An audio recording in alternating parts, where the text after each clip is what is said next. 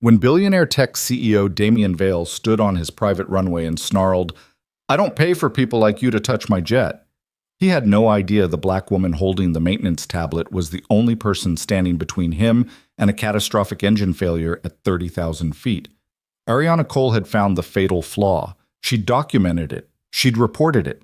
And now, as Damian ordered her removed from his aircraft and demanded immediate takeoff, she could only watch in horror as the Gulf Stream rolled toward a disaster she'd tried desperately to prevent.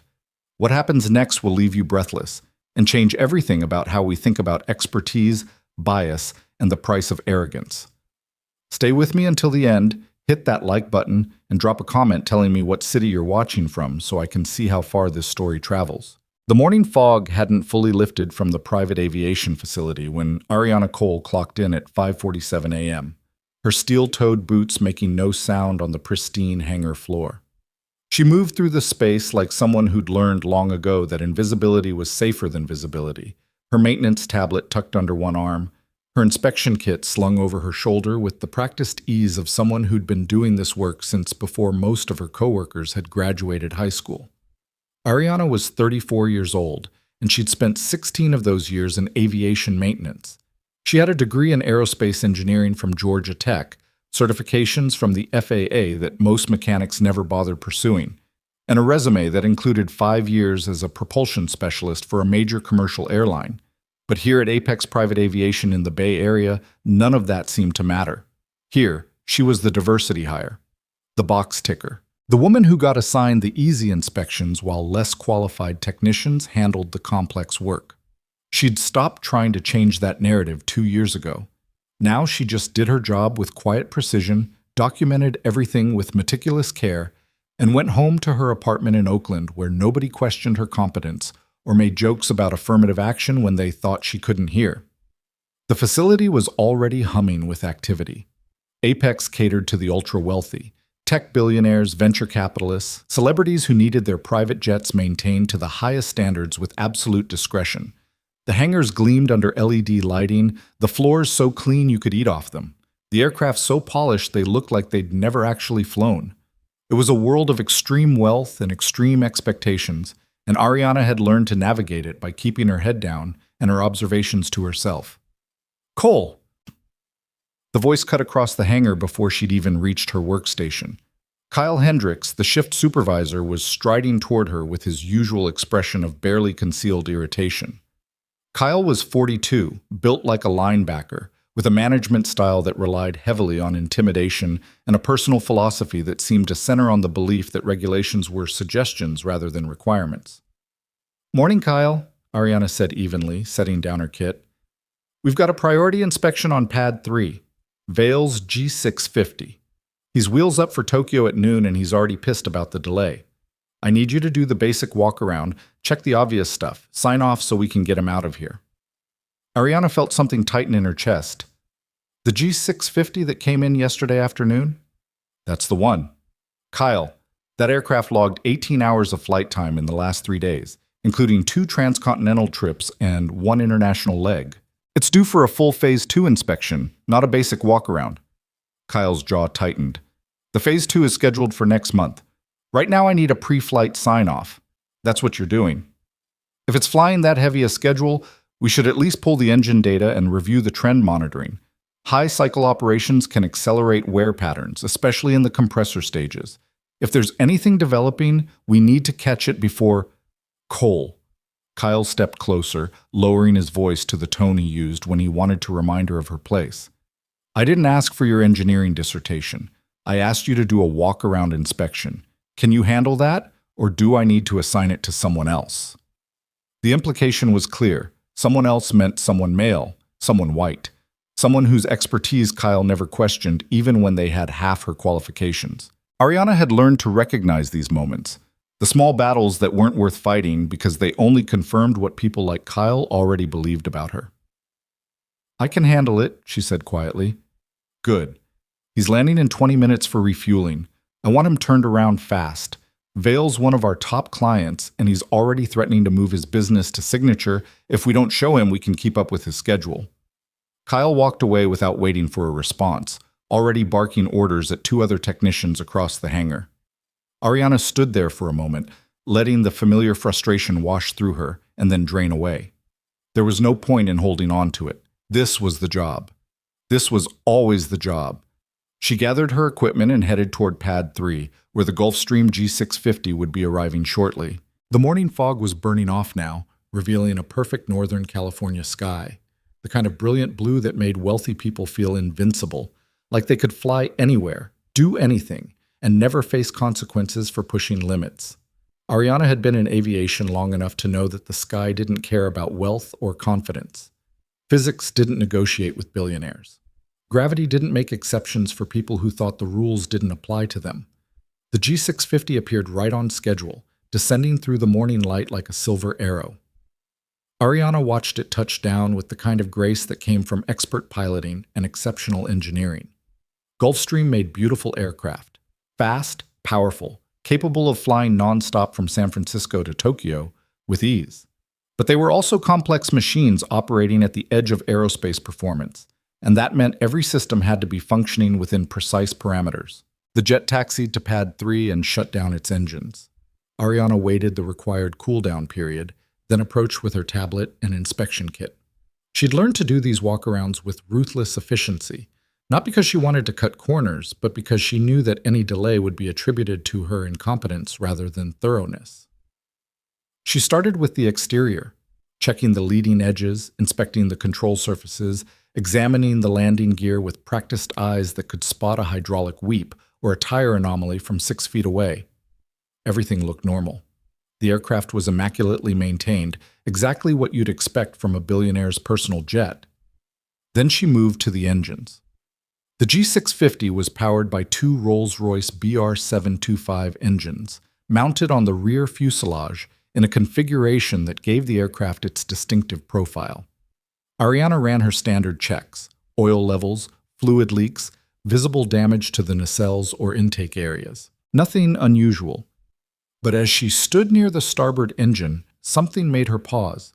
It wasn't anything she could see. It was something she felt. A subtle vibration in the cowling that didn't match what she'd expect from a recently shut down engine. It was slight, barely perceptible, the kind of thing you'd miss entirely if you weren't paying attention. But Ariana had been around enough turbofan engines to know that every vibration meant something, and this one felt wrong. She pulled out her tablet and accessed the aircraft's maintenance logs. The G650's onboard systems recorded everything, every flight parameter, every engine temperature, every vibration frequency. It was a goldmine of data if you knew how to read it, and Ariana had spent years learning to see patterns that others missed. She pulled up the engine trend monitoring data for the starboard BR725 and started scrolling through the last 72 hours of operation.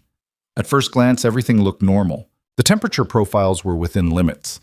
The fuel flow was consistent. The vibration readings were all in the green. But then Ariana noticed something.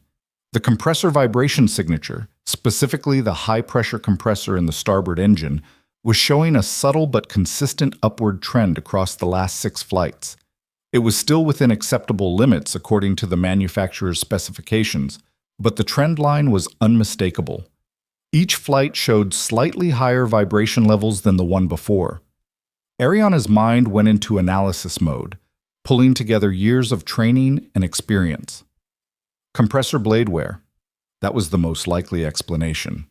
The high-pressure compressor blades in a turbofan engine operated at extreme speeds and temperatures.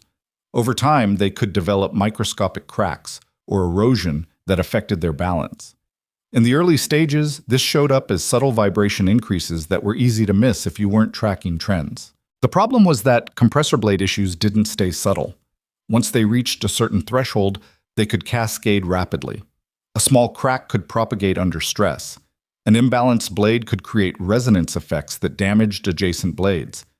And if multiple blades failed simultaneously at high power settings, like during takeoff or climb, the results could be catastrophic. Ariana pulled up the flight plan for today's Tokyo trip. 12 hours of flight time. Climbing to 45,000 feet. Crossing the Pacific with no suitable diversion airports for hours at a stretch. If that compressor decided to fail somewhere over the Aleutian Islands, the crew would be facing an emergency over some of the most inhospitable terrain on Earth. She needed to talk to Kyle. Ariana found him in the operations office, reviewing fuel orders with the same impatient energy he brought to everything. "Kyle, I need to show you something." He didn't look up from his screen. "If it's not directly related to getting Vale airborne, I don't want to hear it. It's his starboard engine. I'm seeing a vibration trend that concerns me." The high-pressure compressor is showing increasing vibration levels across the last 6 flights. It's still within specs, but the trend suggests developing blade wear. Combined with the flight profile he's planning, Pacific crossing, high altitude, extended overwater operation, I think we need to do a bore scope inspection before we clear this aircraft. Now Kyle looked up, and his expression made it clear that Ariana had just become an obstacle to his carefully planned schedule. "You think we need to do a bore scope inspection?" "Yes. It's the only way to visually confirm the condition of the compressor blades. If there's cracking or erosion developing, we need to know before. How long will that take?" 4 to 6 hours if we move fast. We'd need to access the engine, insert the bore scope, inspect each stage, document our findings. Absolutely not. Kyle stood up, moving around his desk with the physicality of someone used to using his size to end conversations. Vale's schedule is non-negotiable. He has meetings in Tokyo tomorrow morning. We are not grounding his aircraft based on a hunch about vibration data that's still within manufacturer specs. Kyle, this isn't a hunch. This is trend analysis. The vibration signature is changing in a way that's consistent with developing blade damage. If I'm right and we miss this, we're sending him across the Pacific with a compressor that could fail at altitude. That's not a maintenance issue. That's a safety issue. And if you're wrong, we've just cost this facility our biggest client and probably both of our jobs. Do you have any actual evidence of damage? Any readings that are outside limits? Anything that violates FAA minimums? Ariana felt the trap closing. No, everything is technically within specs. But trend analysis is a recognized diagnostic tool. It's how we catch problems before they become emergencies. Trend analysis is also subjective. It's interpretation. And right now, your interpretation is creating a problem where there isn't one. Kyle's voice dropped into the range he used when he wanted to sound reasonable while delivering a threat. Look, Ariana, I know you take safety seriously. That's good. But you also need to understand the business side of this operation. We serve clients who expect perfection, and part of perfection is not creating unnecessary delays based on maybes and what-ifs. If you want to stay on this team, you need to learn the difference between real problems and phantom concerns. This isn't a phantom concern, according to you. According to the actual data, the data that matters, the numbers that are actually written in the maintenance manual, everything is fine. So here's what's going to happen. You're going to finish your walk around, you're going to sign off on that aircraft, and you're going to do it in the next 30 minutes so we can get Vale refueled and back in the air. Are we clear? Ariana looked at Kyle's face and saw something she'd seen 100 times before in 100 different situations. It wasn't just disagreement, it was dismissal. The absolute certainty that she was wrong, not because of the data, but because of who she was. Because women like her didn't understand the big picture. Because diversity hires didn't have the experience to make judgment calls. Because her concerns were really just symptoms of being overcautious, over-emotional, not tough enough for the demands of private aviation. She could push back. She could refuse to sign. She could escalate this to the facility manager or even file a report with the FAA. But she'd learned what happened when she took those kinds of stands. She'd learned that women who insisted they were right when men said they were wrong got labeled as difficult, combative, unable to work as part of a team. She'd learned that documentation of bias was easy to create and impossible to prove, that retaliation came in 1,000 subtle forms that never left fingerprints. And she'd learned that sometimes the system punished the person who spoke truth more harshly than it punished the person who ignored it. "We're clear," she said finally. Kyle's expression shifted into something like satisfaction. "Good. Get it done." Ariana walked back to pad 3 feeling like she was moving through water. Everything inside her was screaming that this was wrong, that she was about to sign off on an aircraft that had a developing problem, that she was compromising the one thing that mattered most in aviation, safety. But she also knew that if she refused, Kyle would simply assign the inspection to someone else, probably Jason Torres, who'd sign off on anything that moved, and then she'd be blamed for the delay anyway. At least if she signed it, she could document her concerns. She could make sure there was a record that she'd identified the issue, even if she'd been overruled. That way, if something did happen, there would be evidence that someone had tried to stop it. It was cold comfort, but it was all she had. She returned to the aircraft and completed her inspection with mechanical precision, checking every item on the list with the kind of thoroughness that was automatic after 16 years. When she reached the final signature line on her tablet, the one that certified the aircraft was safe for flight, she hesitated for just a moment. Then she opened her phone and took photographs, the engine data screen showing the vibration trends, the maintenance log entries, the flight plan showing the Pacific crossing. She emailed everything to her personal account with a timestamp and a brief note. Reported vibration concern to Supervisor Kyle Hendricks at 0815. Advised bore scope inspection recommended. Was directed to sign off aircraft as airworthy, signing under protest. It wasn't much, but it was something. Ariana signed the electronic inspection form and submitted it to the operations system. The aircraft was officially cleared for flight. She gathered her equipment and was walking back toward the hangar when she heard the sound of a car engine. Not just any car, but something expensive and powerful. A moment later, a matte black Porsche Taycan rolled onto the facility grounds and parked near Pad 3 with the casual arrogance of someone who'd never been told where they couldn't park. The driver's door opened and Damian Vale stepped out. Ariana had never met Vale in person, but she recognized him instantly. You couldn't work in the Bay Area tech industry, even tangentially, without knowing who Damian Vale was. He was 41 years old and worth approximately $8 billion. The founder and CEO of Nexus Systems, a company that had revolutionized cloud infrastructure and made Vale into one of Silicon Valley's most visible billionaires. He was known for his aggressive business tactics, his luxury lifestyle, and his absolute confidence that being rich meant being right. He was also known for being difficult. Ariana had heard the stories from other technicians, how Vale berated pilots for minor delays, how he'd gotten a fuel service technician fired for scratching his aircraft's paint, how he treated service workers like they were barely human. Vale strode toward the G650 wearing an outfit that probably cost more than Ariana made in a month. Tailored pants, a designer shirt, expensive sneakers that looked too clean to have ever touched actual pavement. He was talking on his phone, gesturing with the kind of aggressive energy that suggested the person on the other end was being told exactly how wrong they were about something. Ariana tried to move past him toward the hangar, hoping to be invisible the way she'd learned to be invisible around wealthy clients. But as she walked by, Vale suddenly turned and called out, "Hey, you there!" She stopped, turning slowly. "Yes, sir?" Vale lowered his phone, studying her with the kind of assessing look that made her skin crawl.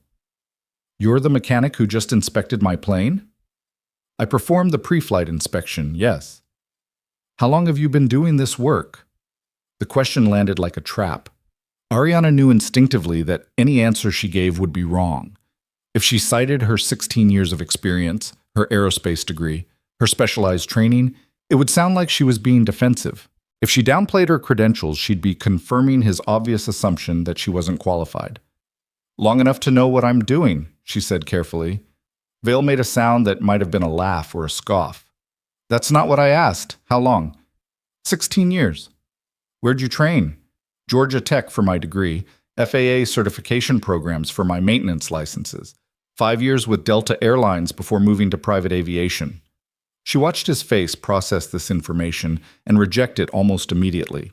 His expression didn't change, but something in his eyes did, a kind of dismissive certainty that her credentials didn't matter because they didn't match whatever image he'd constructed in his head of what a competent aircraft mechanic looked like.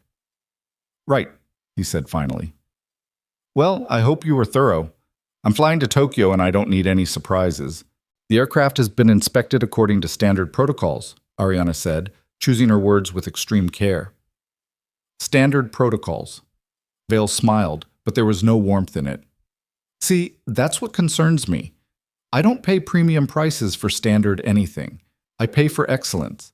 I pay for people who actually know what they're doing, not people who check boxes because they have to." The insult was so casual, so effortless, that it took Ariana a moment to fully process it. He wasn't even trying to hide his contempt. He was standing here, on this runway, telling her to her face that he didn't think she was competent to inspect his aircraft. Something hot and sharp rose in her chest. Anger, frustration, 16 years of accumulated indignities trying to force their way out. But she pushed it back down because she'd learned that showing emotion in moments like this only confirmed what people like Vale already believed about women like her. Your aircraft has been inspected by a certified airframe and power plant mechanic with extensive turbine experience, she said, her voice level despite the fury churning inside her. If you have concerns about the quality of service you're receiving from this facility, I'd recommend speaking with the operations manager. Vale's eyes narrowed. I'm speaking to you, and what I'm hearing is a lot of credentials and not a lot of confidence. Did you actually inspect my plane, or did you just walk around it and check off boxes? Before Ariana could respond, Kyle appeared from the operations building, moving toward them with the kind of panicked energy that came from seeing a billionaire client having a conversation with the one employee he definitely didn't want talking to billionaire clients. Mr. Vale, good to see you, sir. Kyle practically radiated forced cheer as he inserted himself between them. I see you've met Ariana. She's one of our maintenance technicians. Very thorough, very by the book. I'm sure she did an excellent job on your pre-flight. Vale looked at Kyle, then back at Ariana, his expression making it clear that he'd already reached his conclusion. I want someone else to inspect my aircraft. Kyle's smile didn't waver, but Ariana saw something flicker in his eyes. Relief, maybe, or vindication. Absolutely, Mr. Vale, no problem at all. I can have Jason Torres run through everything again just to give you that extra confidence. He's been with us for 8 years, really knows these Gulf Streams inside and out. Fine. And going forward, I don't want... Vale gestured vaguely in Ariana's direction without actually looking at her. People like her touching my aircraft. Nothing personal. I just have standards. The words hung in the air like smoke after a gunshot. Nothing personal. People like her. Ariana felt something crack inside her chest. Not the hot anger from before, but something colder and more dangerous. She'd spent 16 years swallowing moments like this, absorbing insults, accepting that her competence would always be questioned no matter how much she proved herself.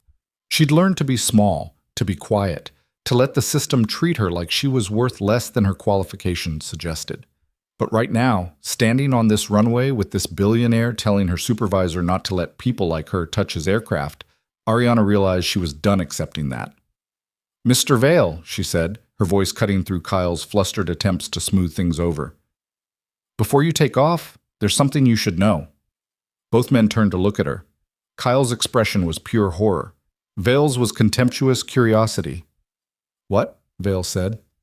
Your starboard engine is showing an upward trend in high-pressure compressor vibration across the last 6 flights. It's still within manufacturer specifications, but the trend is consistent with developing blade wear. I recommended a bore scope inspection to confirm blade condition before the flight. That recommendation was declined.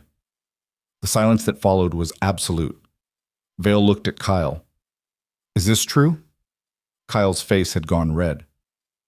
Mr. Vale, I can assure you that all of our inspections are conducted according to FAA regulations and manufacturer guidance. Every parameter on your aircraft is within acceptable limits. There is absolutely no safety concern. I didn't ask you if everything was within limits. I asked if she recommended a bore scope inspection, and you declined. Mr. Vale, with all due respect, trend analysis is subjective. It requires interpretation. Ms. Cole is relatively new to turbine engines and sometimes confuses normal operational variation with actual problems. More experienced technicians know the difference. Your aircraft is perfectly safe. Ariana felt something snap. I have 5 years of experience on Pratt & Whitney and General Electric turbofans at Delta Airlines. I know the difference between operational variation and developing problems. The vibration signature on your starboard engine is changing. That change indicates physical alteration in the rotating assembly. If you take off for Tokyo without confirming blade condition, you're accepting the risk that the compressor could fail in flight. Vale's expression had changed. The contempt was still there, but now there was something else. Uncertainty, maybe, or the first stirring of actual concern. How serious is this risk? I can't quantify it without visual inspection, Ariana said. But compressor failures at altitude are considered catastrophic events. If it happens over the Pacific, your options are limited. This is completely irresponsible, Kyle interjected, his voice rising. Mr. Vale, I apologize for this unnecessary alarm. Your aircraft has been inspected and cleared. There is no grounding issue here. Ms. Cole is attempting to create a safety concern where none exists, possibly because she's upset about being removed from your account. Ariana pulled out her tablet. I can show you the data. Nobody wants to see your data, Kyle snapped. Mr. Vale, I promise you this aircraft is safe. We have been maintaining your jets for 4 years. We have never had a single safety incident. Ms. Cole is— What? Ariana said, her voice quiet and deadly. What am I, Kyle? Say it. Kyle's mouth opened and closed. Vale was watching now, his phone forgotten in his hand. Say it, Ariana repeated. Tell Mr. Vale what I am. Tell him why my analysis doesn't matter. Tell him why Jason Torres, who got his A&P license 3 years ago and has never worked on turbine engines before this job, is more qualified than me to inspect his aircraft. Tell him what you really think about people like me. Kyle's face had gone from red to purple. You're done here. Pack your things and get off this facility. You're fired. On what grounds? Insubordination, creating unnecessary alarm, undermining client confidence. Take your pick. Ariana looked at Vale. Your aircraft has a developing problem. I documented it. I reported it. I recommended the appropriate diagnostic procedure. Those are my responsibilities as a certified mechanic. Whether you choose to accept that information is your decision, but you should know that if something happens, there will be a record that someone tried to warn you. She turned and started walking toward the hangar, her heart hammering but her steps steady. Behind her, she heard Kyle's voice rising in pitch as he tried to rebuild Vale's confidence, promising expedited inspections, offering complimentary services, anything to smooth over what had just happened. Ariana made it 15 feet before she heard the sound. It was a whine at first, a high-pitched mechanical shriek that shouldn't exist on a functioning aircraft. Then it became something else, something deeper and more terrible. A grinding, tearing sound that made everyone on the runway freeze. Ariana spun around just in time to see it happen. The starboard engine was running. Someone, probably Jason Torres, trying to demonstrate that everything was fine, had started the engines for Vale's benefit. The port engine was spinning normally, a clean turbine whistle. But the starboard engine's tone was wrong. The whine was climbing in pitch, the vibration visible now in the way the entire nacelle was shaking. And then the compressor failed. The sound was like a bomb going off. Metal screaming as turbine blades disintegrated at 16,000 RPM. The engine casing held, barely, but smoke poured from the cowling and chunks of destroyed blade punched through the internal structure with enough force to pierce the nacelle in 3 places. The automatic fire suppression system activated, flooding the engine with suppressant foam. Alarms screamed across the facility. People were running, shouting, grabbing fire extinguishers they wouldn't need because the system had already done its job. The engines shut down. Smoke continued to pour from the starboard nacelle, black and oily. And in the sudden silence that followed, Damien Vale stood on the runway, his phone hanging forgotten in his hand, staring at his $8 million aircraft as it sat wreathed in smoke and chemical foam. Ariana walked back toward them slowly, her maintenance tablet still in her hand. Mr. Vale, she said quietly, I believe we should probably talk about that borescope inspection now. The smoke was still dissipating when the first emergency vehicle arrived, its sirens cutting through the shocked silence that had fallen over the private aviation facility. Ariana watched the fire crew deploy with practiced efficiency, surrounding the wounded Gulfstream even though the automatic suppression system had already done its work. The starboard engine nacelle was a smoking ruin, foam dripping from the puncture holes where blade fragments had torn through metal that was supposed to contain them. Damien Vale hadn't moved. He stood 15 feet from his aircraft, his $8 billion confidence stripped away to reveal something raw and human underneath. Fear, maybe, or the dawning realization of how close he'd just come to dying.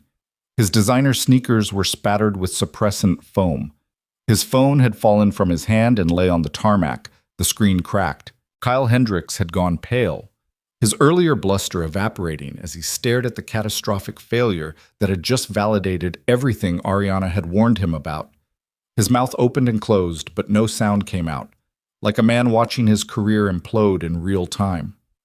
Ariana felt strangely calm. The adrenaline that should have been flooding her system was absent, replaced by a cold clarity that came from being absolutely, vindictively right. She'd spent 16 years being told she was overreacting, being too cautious, not understanding the big picture. And now the big picture was a smoking hole in a billionaire's jet engine that would have killed everyone aboard if it had failed at altitude. The facility manager appeared, running from the operations building with the kind of panic that suggested he'd been monitoring the situation remotely and had just watched his worst nightmare unfold. Marcus Chen was 58, competent in a bureaucratic way, and more concerned with liability than with the human cost of the decisions made at his facility. He took in the scene with wide eyes, the damaged aircraft, the emergency crews, the billionaire client standing in shock, and Ariana Cole holding her maintenance tablet like a piece of evidence. "What the hell happened?" Marcus demanded, directing the question at Kyle, because that was always the chain of command in moments like this. Kyle's voice came out strangled. "Engine failure during startup. The compressor disintegrated. We're still assessing the damage, but it appears to be contained to the starboard power plant." "Was anyone injured?" "No injuries reported." Marcus turned to Vale. "Mr. Vale, I cannot apologize enough for this incident. I assure you we will conduct a complete investigation and determine exactly what went wrong. Your safety and satisfaction are our highest priorities." Vale finally seemed to come back to himself. His gaze shifted from the aircraft to Marcus, then to Kyle, and finally to Ariana. When he spoke, his voice was hoarse. "She told you this would happen." "I'm sorry?" Marcus looked confused. "Her." Vale pointed at Ariana. "She said the engine had a problem. She said it needed to be inspected, and you—" He turned to Kyle. "You told me she was being overcautious. You told me the aircraft was safe." Kyle's face had gone from pale to gray. "Mr. Vale, I had no way of knowing. She knew." Vale's voice was getting stronger now, anger replacing shock. "She fucking knew. She looked at the data and she told both of us exactly what was going to happen. And you dismissed her. You told me she was inexperienced. You told me she confused normal variation with actual problems." Marcus held up his hands in a placating gesture. "Mr. Vale, I understand you're upset, but let's not jump to conclusions. We need to review the maintenance records, examine the engine, determine the root cause. There could be manufacturing defects, material failures, any number of factors. I want to hear from her," Vale interrupted. He was looking directly at Ariana now. "Explain to me what you saw. Use small words because I clearly don't know a goddamn thing about aircraft engines." Ariana met his gaze steadily. An hour ago, this man had told her supervisor not to let people like her touch his aircraft. He'd questioned her credentials, dismissed her expertise, and made it clear that he found her presence offensive to his standards. Now he was asking her to explain how she'd saved his life. She could have been petty, could have thrown his words back in his face, made him acknowledge exactly how wrong he'd been about her. But Ariana had learned long ago that vindication wasn't about making people feel small. It was about making them understand. The high-pressure compressor in a turbofan engine operates at extreme temperatures and rotational speeds, she began, her voice level and professional. The blades are subjected to tremendous stress, centrifugal force, thermal expansion, aerodynamic loading. Over time, even the best materials can develop microscopic cracks or erosion. In the early stages, this shows up as subtle changes in vibration signature. She pulled up her tablet and turned it so Vale could see the screen. "This is the trend data from your starboard engine over the last 6 flights. See these spikes? Each one is slightly higher than the last. That's the signature of progressive damage. The blades were losing material, becoming unbalanced, creating resonance effects in the rotating assembly." Vale stared at the graphs like they were written in a foreign language. "And that's what caused this?" "That's what I believed was developing. I recommended a borescope inspection, inserting a fiber optic camera into the engine to visually examine the compressor blades. It would have taken 4 to 6 hours. If we'd done it, we would have seen the crack propagation and erosion patterns. We could have replaced the affected blades, or the entire compressor module, if necessary. The aircraft would have been grounded for a few days, maybe a week. But instead, Instead, someone started the engines without performing the recommended inspection. The damaged blades failed under operational stress. When one blade disintegrates at 16,000 RPM, it creates a cascade effect. Fragments impact adjacent blades, those blades fail, and suddenly you have a complete compressor disintegration. The engine casing is designed to contain blade failures, but there's a limit to what it can handle. Vale looked back at the smoking nacelle. What would have happened if this failed in flight? Ariana chose her words carefully. Depends on when it happened. During takeoff, you'd have lost half your thrust at the worst possible moment. Low altitude, high weight, minimal airspeed. The pilots might have been able to abort if there was enough runway left. More likely, they'd have tried to climb on one engine and hoped they could maintain altitude long enough to return for landing. And if it happened at cruise altitude? Over the Pacific? The G650 is certified for ETOPS, extended operations over water. It's designed to fly safely on one engine. But a catastrophic compressor failure doesn't just mean you lose thrust. You get secondary damage. Fragments can puncture fuel lines, hydraulic systems, control cables. Fire is a serious risk, and if you're 4 hours from the nearest airport, flying on one engine with potential fire and system damage, she let the sentence hang. Vale's face had gone white again. How many people are usually on board when I fly? According to your typical flight profile, you, plus 2 pilots, plus whatever staff you bring. Maybe 4 people total. Jesus Christ. Vale's hands were shaking. He clenched them into fists, trying to hide it. I could have killed 4 people because I was in a hurry to get to Tokyo. You could have killed 4 people because you trusted the wrong expert, Ariana corrected. You asked for a second opinion. You were told the aircraft was safe. That's not your fault. But Vale stopped, his throat working. I said those things to you. About not wanting people like you touching my plane. I was a complete asshole. Yes, Ariana said simply. You were. The bluntness seemed to steady him somehow. Vale took a breath, squared his shoulders, and looked her in the eye. Why did you come back? After I humiliated you, after your supervisor fired you, you could have just walked away. Why did you tell me about the problem? Because my job isn't to protect your feelings or manage your schedule. My job is to keep people safe. That includes people who've been assholes to me. For the first time since the engine failure, something like a smile flickered across Vale's face. It was gone almost immediately, replaced by a harder expression as he turned to Marcus and Kyle.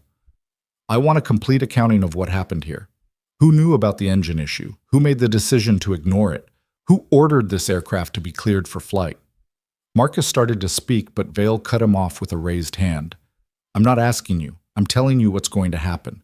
I want documentation. I want emails. I want maintenance logs. I want a full investigation, and I want it conducted by someone who doesn't work for this facility.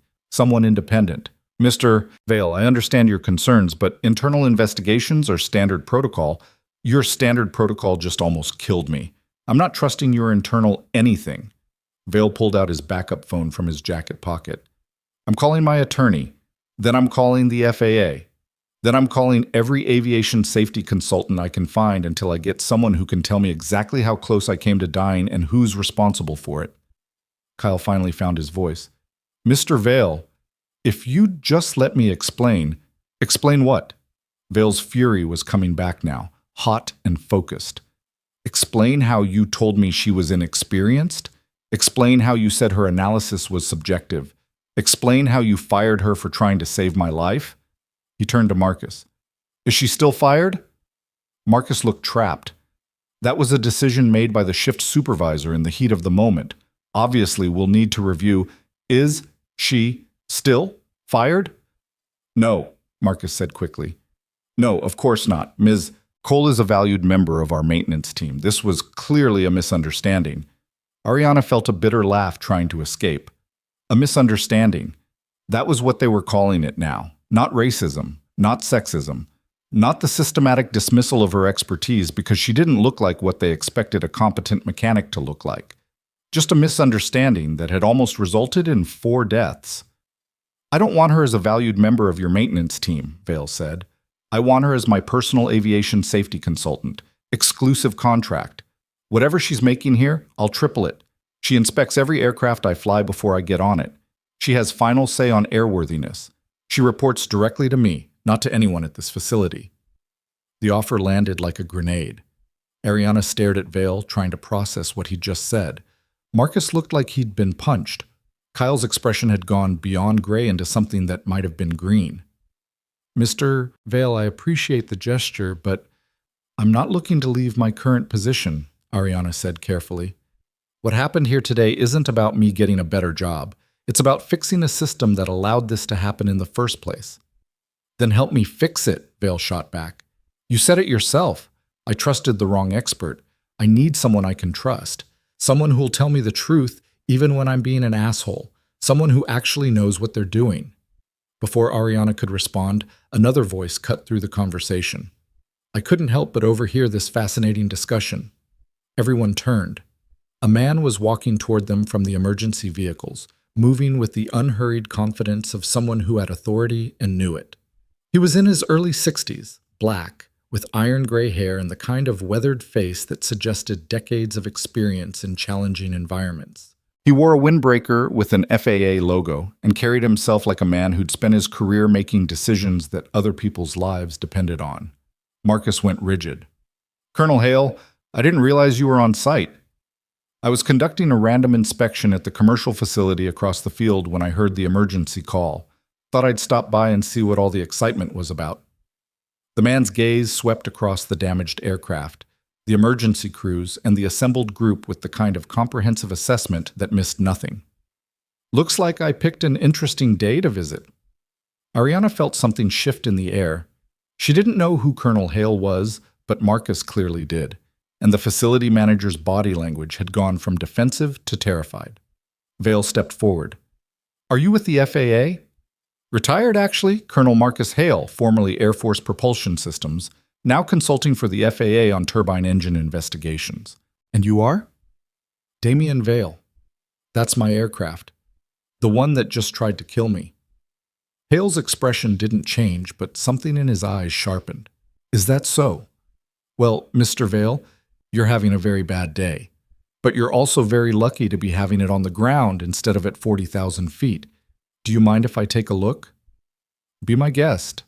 Hale walked toward the damaged Gulfstream with the measured pace of someone who'd investigated hundreds of engine failures and knew exactly what to look for. He circled the aircraft slowly, examining the starboard nacelle from multiple angles, occasionally pulling out his phone to take photographs. When he reached the puncture holes where blade fragments had torn through the casing, he stopped and crouched down, studying them with intense focus. After 5 minutes, he returned to the group. His gaze found Ariana immediately. You're the mechanic who inspected this aircraft? I performed the pre-flight walk-around, yes, sir. Did you identify any concerns during your inspection? This was it. This was the moment where she could tell the truth, or protect herself. Where she could document what had really happened or participate in the cover-up that was probably already forming in Marcus's and Kyle's minds. 16 years of experience told her that telling the truth would make her the target. That powerful people would close ranks to protect themselves. That she would become the problem rather than the person who'd tried to prevent one. But Ariana was done protecting systems that didn't protect her. Yes, sir. I identified an upward trend in high-pressure compressor vibration on the starboard engine across the last 6 flights. The readings were still within manufacturer specifications, but the trend pattern was consistent with developing blade damage. I recommended a bore scope inspection before clearing the aircraft for flight. That recommendation was declined by my supervisor. Hale's gaze shifted to Kyle. You're the supervisor? Kyle seemed to have lost the ability to form coherent sentences. He nodded mutely. On what basis did you decline the recommendation? The readings were within specs. The aircraft was technically airworthy. We had schedule pressures. I determined that the concern was not sufficient to justify grounding the aircraft. You determined, Hale repeated softly. What are your qualifications for making that determination? I'm the shift supervisor. I have 18 years in aviation maintenance. I'm responsible for operational decisions. That's not what I asked. What are your qualifications for evaluating turbine engine trend data and determining whether a bore scope inspection is warranted? The silence stretched out. Kyle had no answer because there was no good answer. He'd overruled Ariana's recommendation not because he had superior expertise, but because he had superior authority. And in that hierarchy, her judgment hadn't mattered. Hale turned to Marcus. Mr. Chen, do you have a copy of the inspection report filed by Ms. Cole? Marcus pulled out his own tablet with shaking hands. It should be in our system. Give me a moment to pull it up. Take your time. I'm also going to need the aircraft's maintenance logs for the last 30 days, the engine trend monitoring data, and any documentation related to the decision-making process that resulted in this aircraft being cleared for flight. Of course, absolutely. We'll cooperate fully with any investigation. I'm sure you will. Hale's tone suggested he'd heard that promise before from people who had no intention of keeping it. He looked at Ariana again. Ms. Cole, can you walk me through your analysis? I want to understand exactly what you saw and how you reached your conclusion. This was the test. Not the explosion, not Vale's reaction, but this. Having to defend her expertise to someone who actually knew enough to evaluate it. Ariana pulled up her tablet and began walking Hale through the data, showing him the vibration trends, explaining her reasoning, documenting the progression that had led her to recommend the borescope inspection. Hale listened without interrupting, his face impassive. When she finished, he took her tablet and spent several minutes reviewing the data himself, scrolling back through the maintenance history, cross-referencing flight profiles with engine parameters. The silence was excruciating.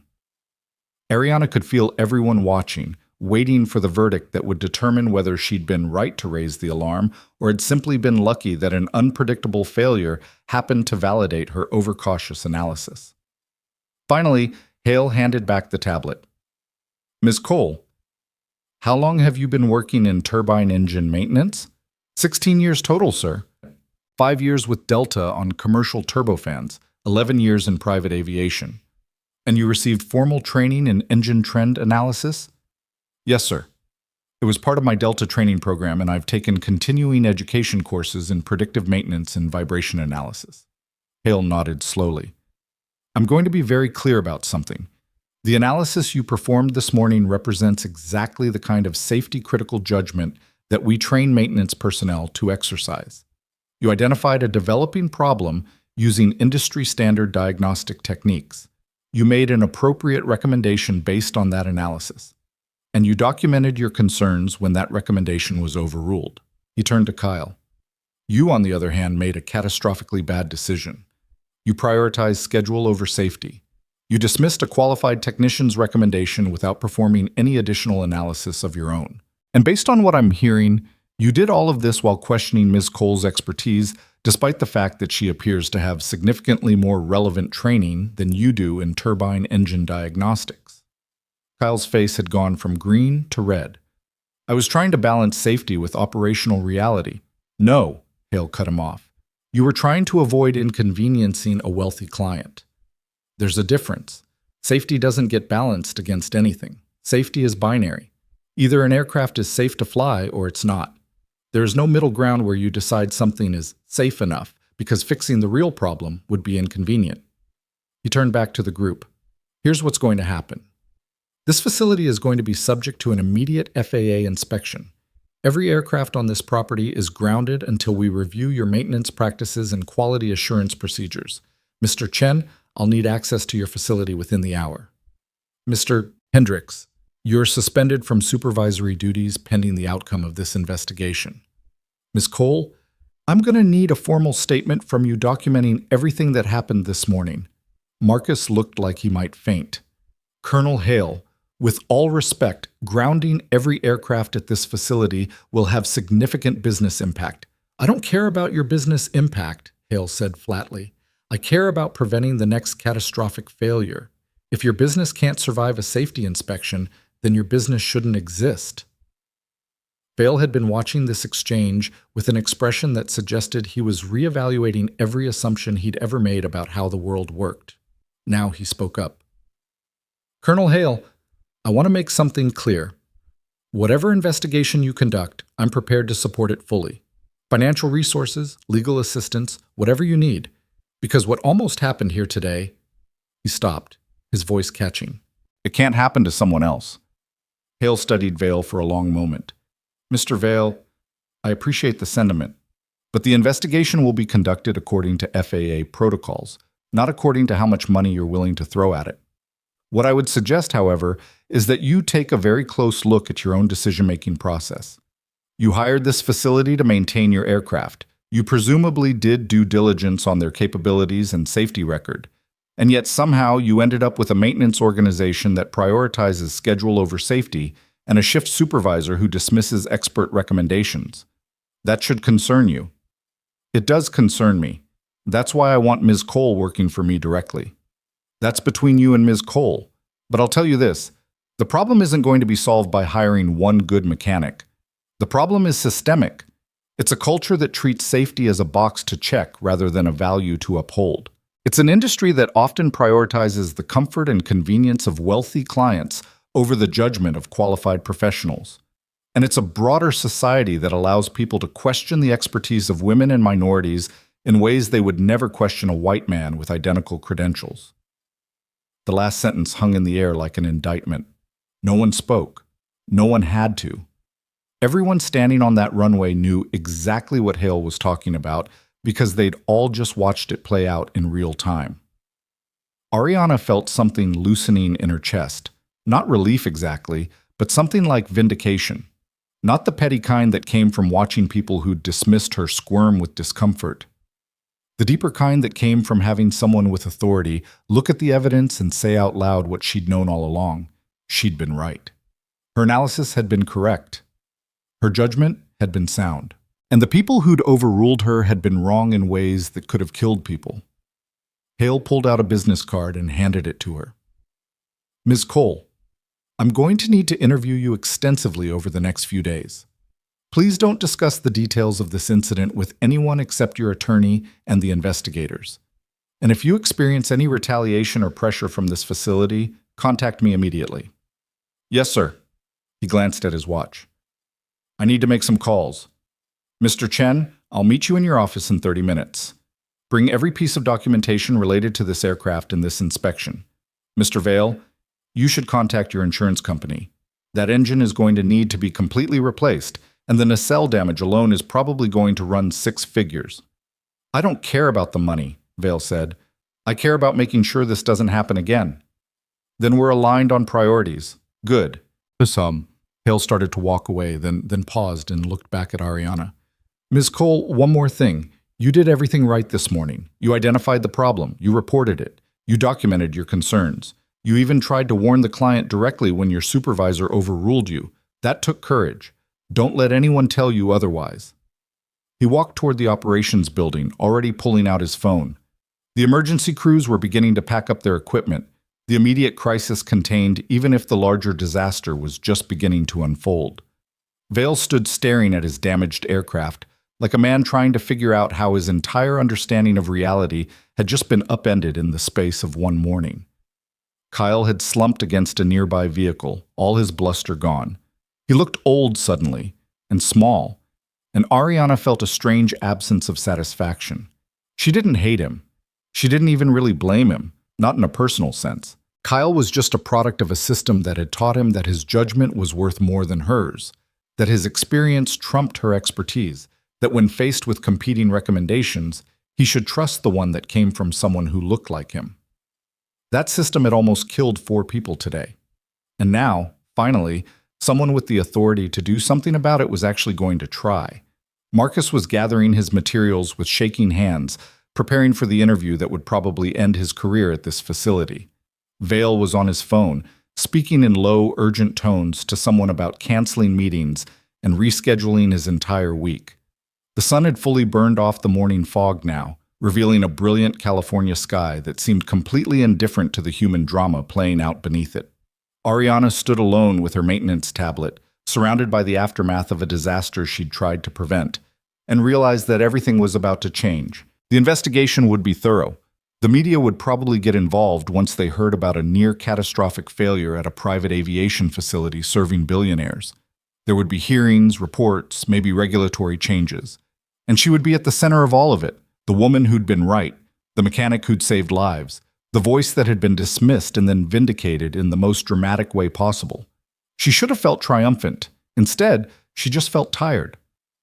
"Miss Cole?" Vale had finished his phone call and was walking toward her with the uncertain gait of someone navigating unfamiliar territory. "I meant what I said about the consulting position. I know timing is complicated right now with the investigation, but once things settle, I'd like to discuss it seriously. Not as a publicity stunt or because I feel guilty, though I do feel guilty, but because you're clearly the kind of expert I should have been listening to all along." Ariana looked at him steadily. "Mr. Vale, a few hours ago you told your supervisor you didn't want people like me touching your aircraft. Now you want to hire me. What changed?" Vale had the grace to wince. "I almost died. That tends to clarify one's priorities." "But you didn't die. And when the fear wears off and you're back in your world of board meetings and venture capital and people telling you how brilliant you are, you're going to start remembering me as the mechanic who was difficult, who created drama, who made you look foolish in front of everyone." She shook her head. "I've seen this before, Mr. Vale. People are very grateful right after the crisis, but gratitude has a short half-life." "You're probably right," Vale said quietly. "I have no defense against that. But I'd like to try anyway. Because regardless of what happens with my attitude 6 months from now, the fact remains that I need someone who will tell me the truth about safety. Someone who won't be intimidated by my money or my schedule or my ego. And based on this morning's evidence, that's you." Before Ariana could respond, her phone buzzed. She glanced at the screen and felt her stomach drop. The message was from her personal email account, the one where she'd forwarded all her documentation about the engine concerns. But the sender was someone she didn't recognize, and the subject line made her blood run cold. "We need to talk about what you know." She looked up at the damaged aircraft, at the investigators beginning to swarm the facility, at the billionaire standing in front of her asking her to trust him with her career. And she realized that this wasn't over.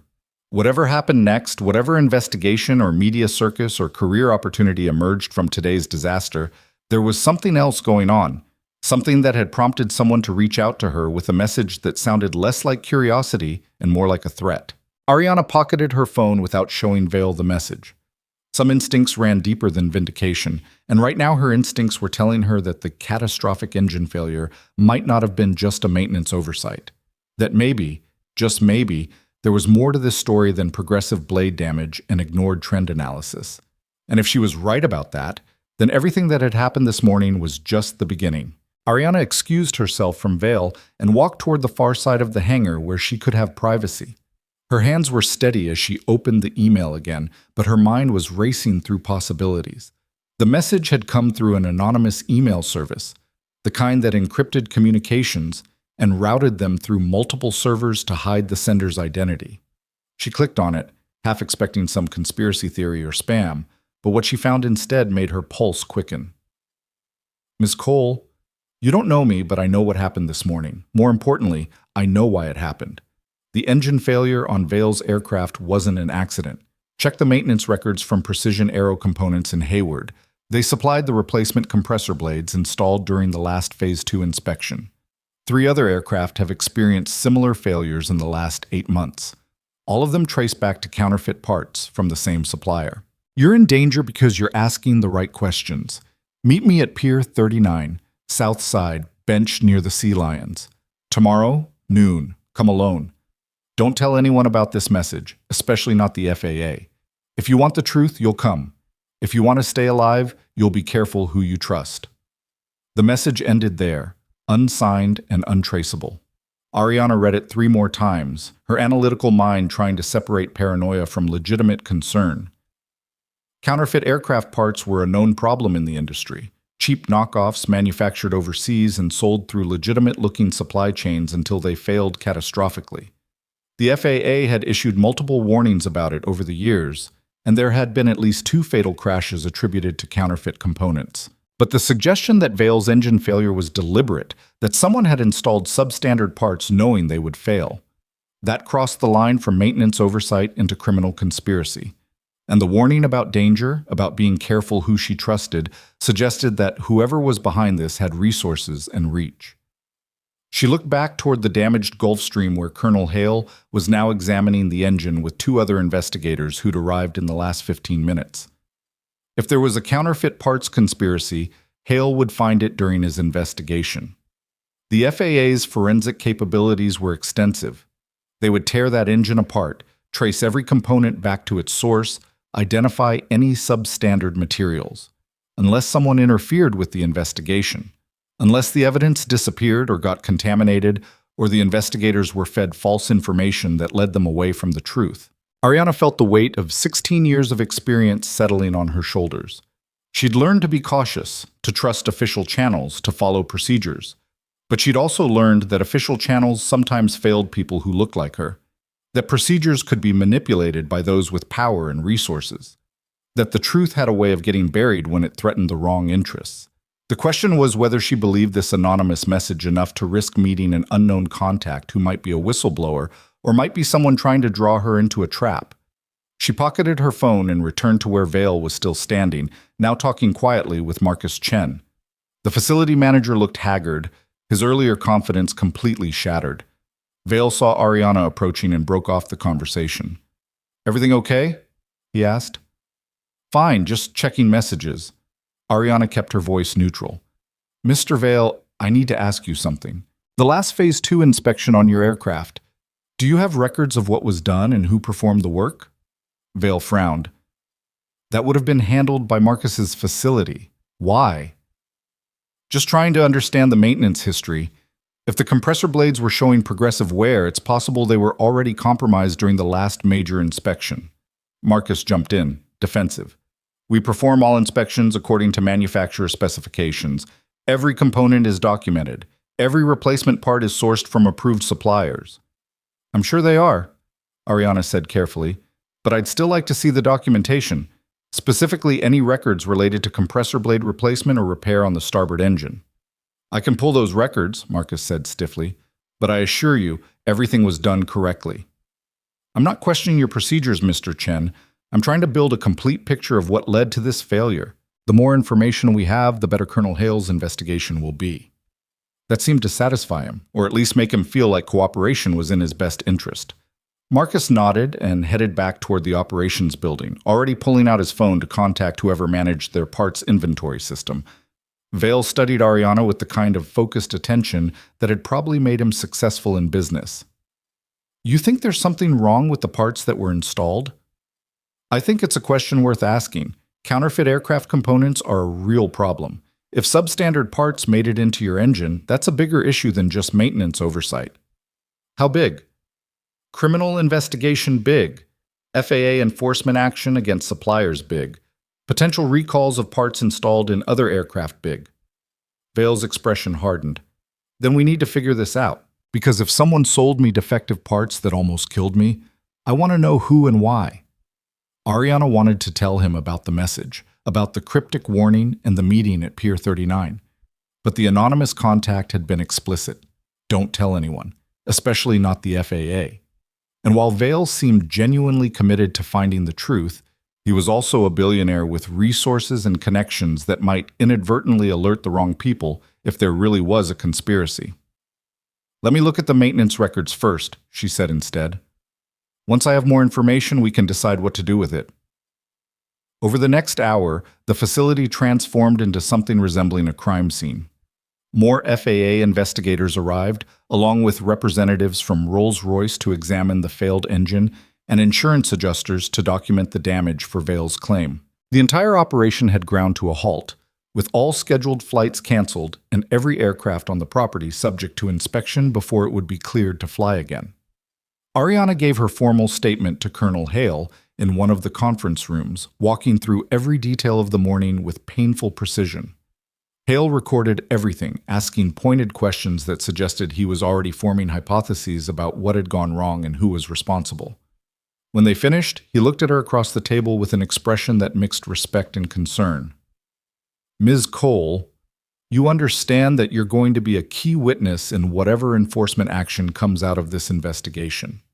That means you might face pressure from this facility, from their insurers, possibly even from other parties with an interest in minimizing liability. If anyone attempts to influence your testimony or suggests you modify your recollection of events, I need to know immediately." "I understand, sir." "I'm also aware that being a whistleblower isn't easy. People don't always appreciate having their failures exposed, even when those failures nearly resulted in deaths. You've shown remarkable courage today, but courage doesn't always protect you from retaliation. Ariana met his gaze steadily. I've been dealing with retaliation in various forms for 16 years, Colonel. I'm not afraid of it. Good. Because based on what I've seen this morning, you're exactly the kind of professional this industry needs more of. Don't let anyone convince you otherwise. When the interview concluded, Ariana found Marcus waiting outside the conference room with a thick folder of maintenance records. He handed it over without meeting her eyes, his earlier defensiveness replaced by something that looked like defeat. Everything from the last Phase 2 inspection, he said quietly. Parts invoices, work orders, sign-off sheets, everything. I've also included the supply chain documentation for any replacement components that were installed. Thank you. Marcus hesitated, then lowered his voice. Ms. Cole, for what it's worth, I'm sorry. Kyle should have listened to you. I should have created a culture where people felt safe raising concerns without fear of being overruled. This is on me as much as it's on him. It was the first genuine acknowledgement of responsibility Ariana had heard from anyone at the facility. She didn't know if it was sincere or just self-preservation in the face of the investigation, but she decided to give Marcus the benefit of the doubt. Then make sure it changes, she said. Not just here, but industry-wide. Because the next person who spots a developing problem might not be as persistent as me, and the next time, people might actually die. Marcus nodded and walked away. His shoulders slumped under the weight of what his facility had almost caused. Ariana took the folder to an empty office and began going through the records with the kind of methodical attention that had defined her entire career. The Phase 2 inspection had been performed 8 weeks ago by a team of 3 technicians. The work had taken 4 days and included comprehensive inspections of both engines, the airframe, the avionics systems, and all major components. According to the documentation, no significant issues had been found. Routine wear items had been replaced. Fluids had been serviced. Everything had been signed off as airworthy.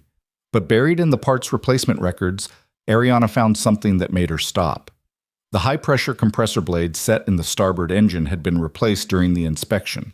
According to the invoice, the parts had been sourced from Precision Aero Components in Hayward, the same supplier mentioned in the anonymous message.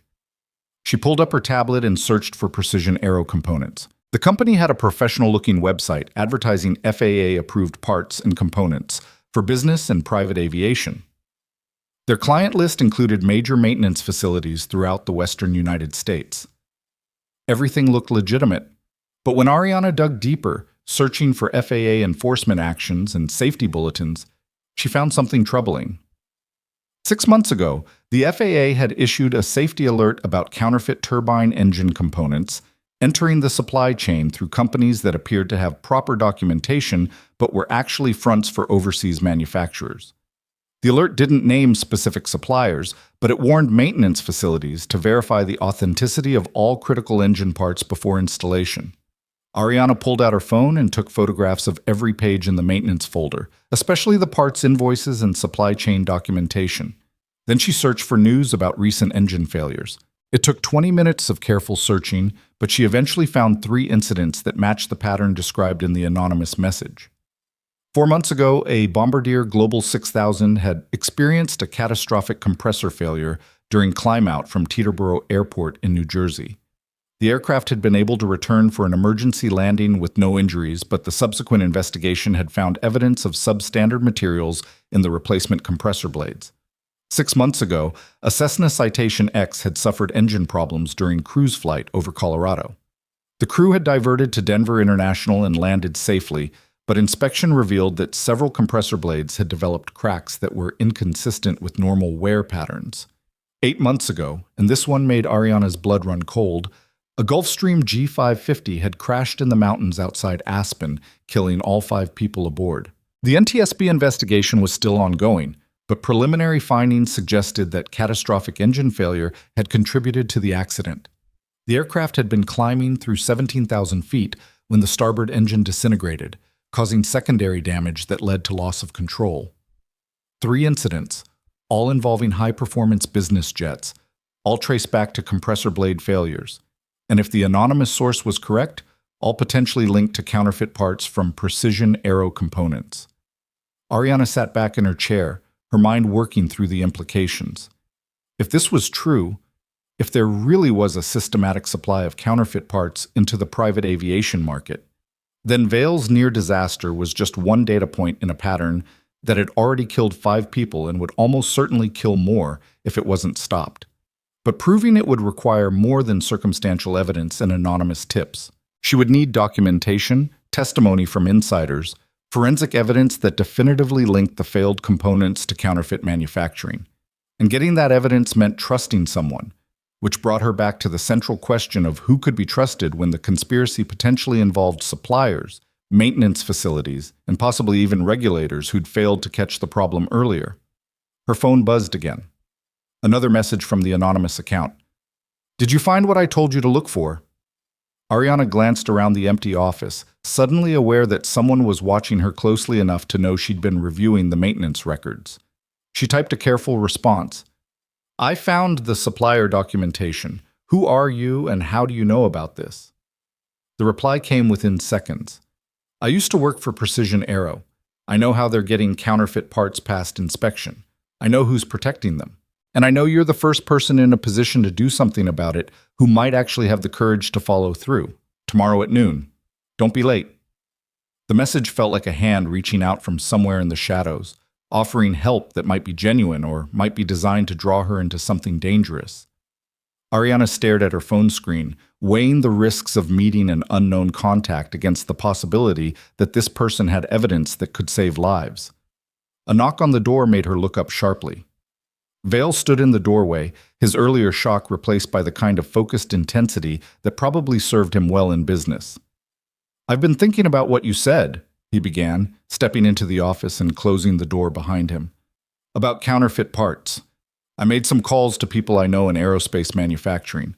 They told me this is a bigger problem than most people realize, that there are entire networks bringing in fake components from overseas, complete with falsified documentation that makes them look legitimate." "That matches what I'm finding," Ariana said carefully. Vale pulled out his own phone and showed her a series of news articles. "I also found these. Engine failures, emergency landings, 1 fatal crash, all in the last 8 months, all involving business jets. That's not normal, is it?" "No, it's not normal. The failure rate for modern turbine engines is extremely low. To have this many incidents in such a short time frame suggests a common cause. Like defective parts installed across multiple aircraft." Vale's jaw tightened. "Someone sold me components that were designed to fail. That's not negligence. That's attempted murder." "That's certainly one way to look at it," Ariana agreed. "But proving it is complicated. These supply chains are deliberately obscure. The paperwork is sophisticated. And the people profiting from this have strong incentives to cover their tracks. Then we need to find the weak point. The place where the cover-up falls apart." Vale looked at her with an expression that was equal parts determination and something that might have been guilt. "Ms. Cole, I know I have no right to ask this after how I treated you this morning, but I need your help. Not as an employee, not as a consultant, but as someone who actually understands this industry and gives a damn about keeping people safe. Will you work with me to figure out who's behind this?" Ariana studied his face, trying to gauge whether this was genuine commitment or just the adrenaline rush of someone who'd narrowly escaped death and wanted to feel like they were doing something meaningful. Vale had all the resources in the world, but resources without wisdom could be dangerous. He could investigate aggressively, alert the wrong people, inadvertently compromise evidence, or put people at risk. On the other hand, she couldn't do this alone. If there really was a counterfeit parts conspiracy, exposing it would require more than just her observations and an anonymous tip. It would require legal expertise, investigative resources, and someone with enough credibility and visibility to ensure the findings couldn't be buried. "If I agree to help," she said slowly, "we do this carefully. We document everything. We don't make accusations we can't prove, and we don't take unnecessary risks. This isn't about revenge or publicity. It's about stopping something that's killing people." "Agreed. Where do we start?" Ariana hesitated, then made a decision that might change everything. "I received an anonymous message this morning. Someone who claims to have inside knowledge about precision aero components and how they're getting counterfeit parts into the supply chain. They want to meet tomorrow at noon. Vale's eyebrows rose. And you were planning to go alone? I wasn't planning anything yet. I was still deciding whether to trust it. Well, now you don't have to go alone. I'll come with you. We'll bring security if that makes you more comfortable. But if this person has evidence, we need to hear it.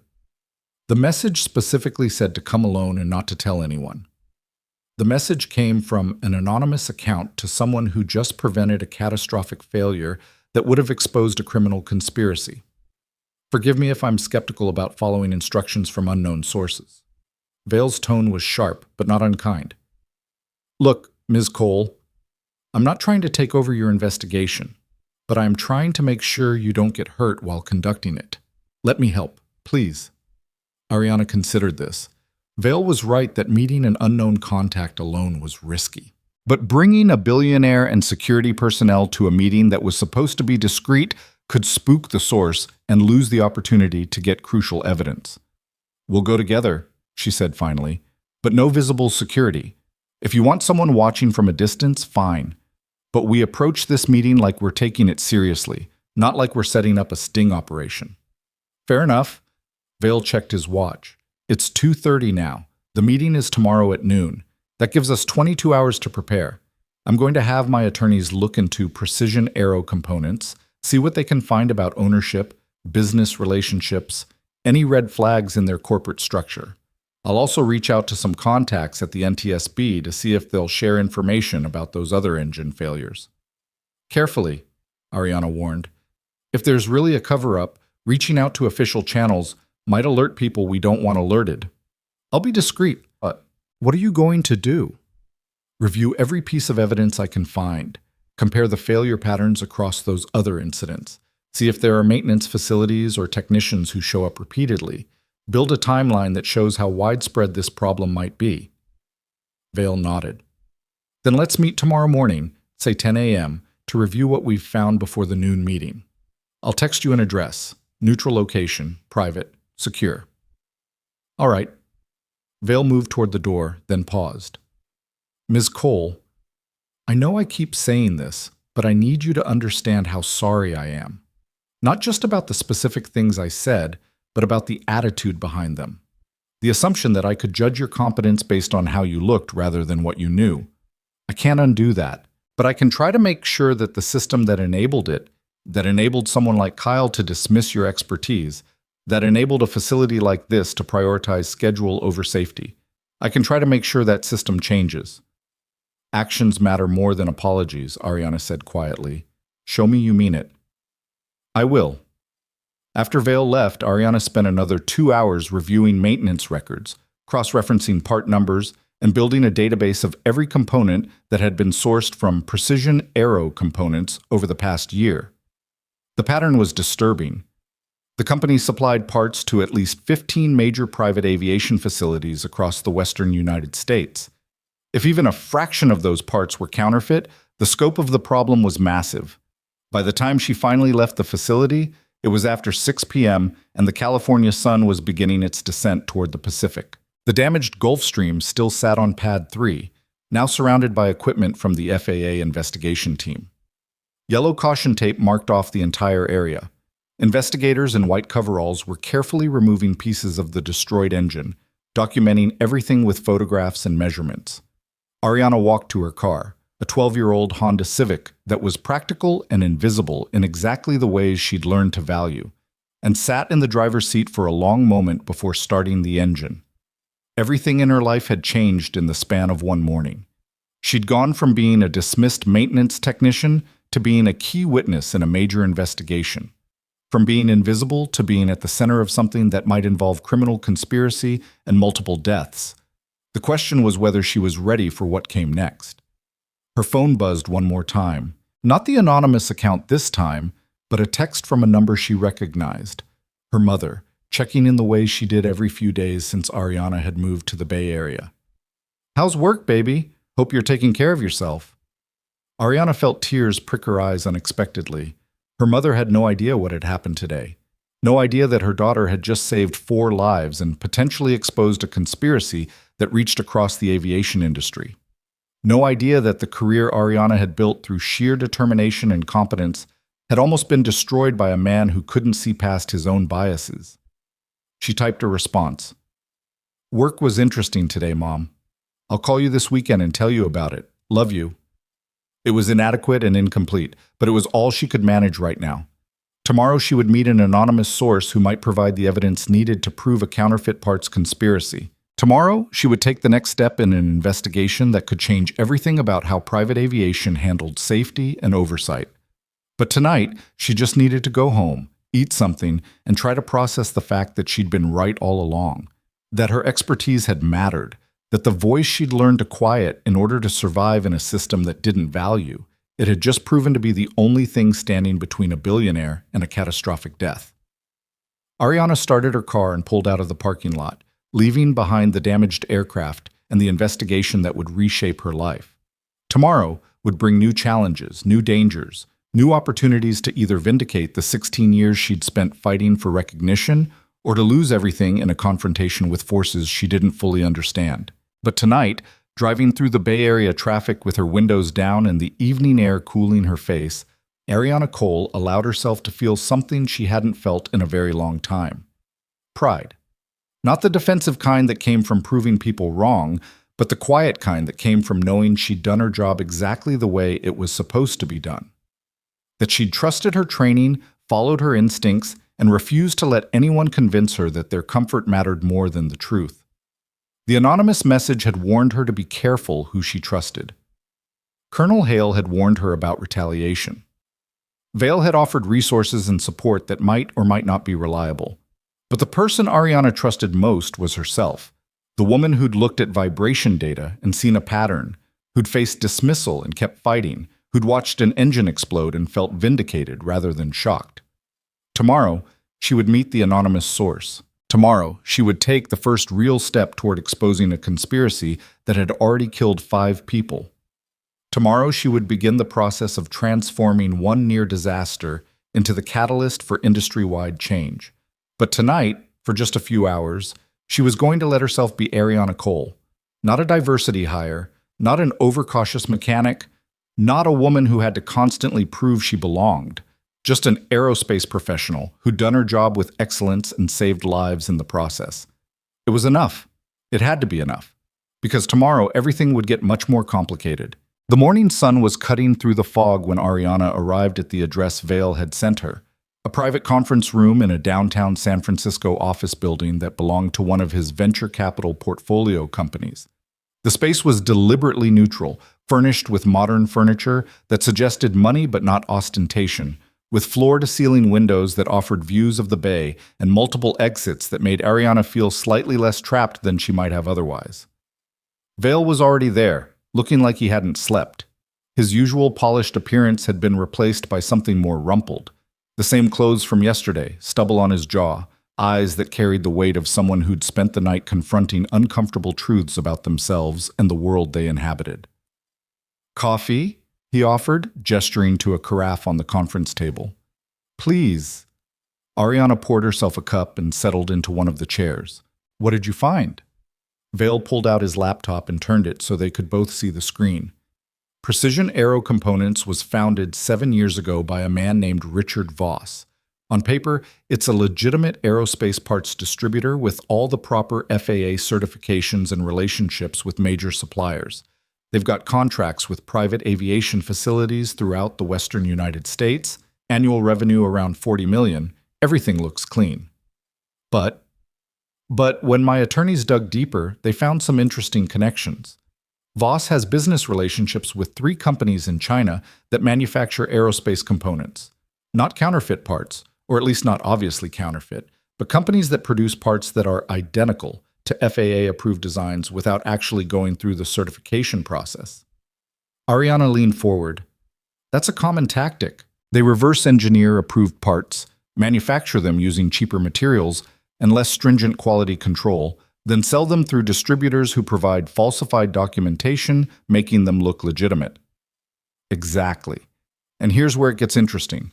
2 years ago, one of Voss's Chinese suppliers was flagged by Customs and Border Protection for shipping containers that had falsified country of origin labels.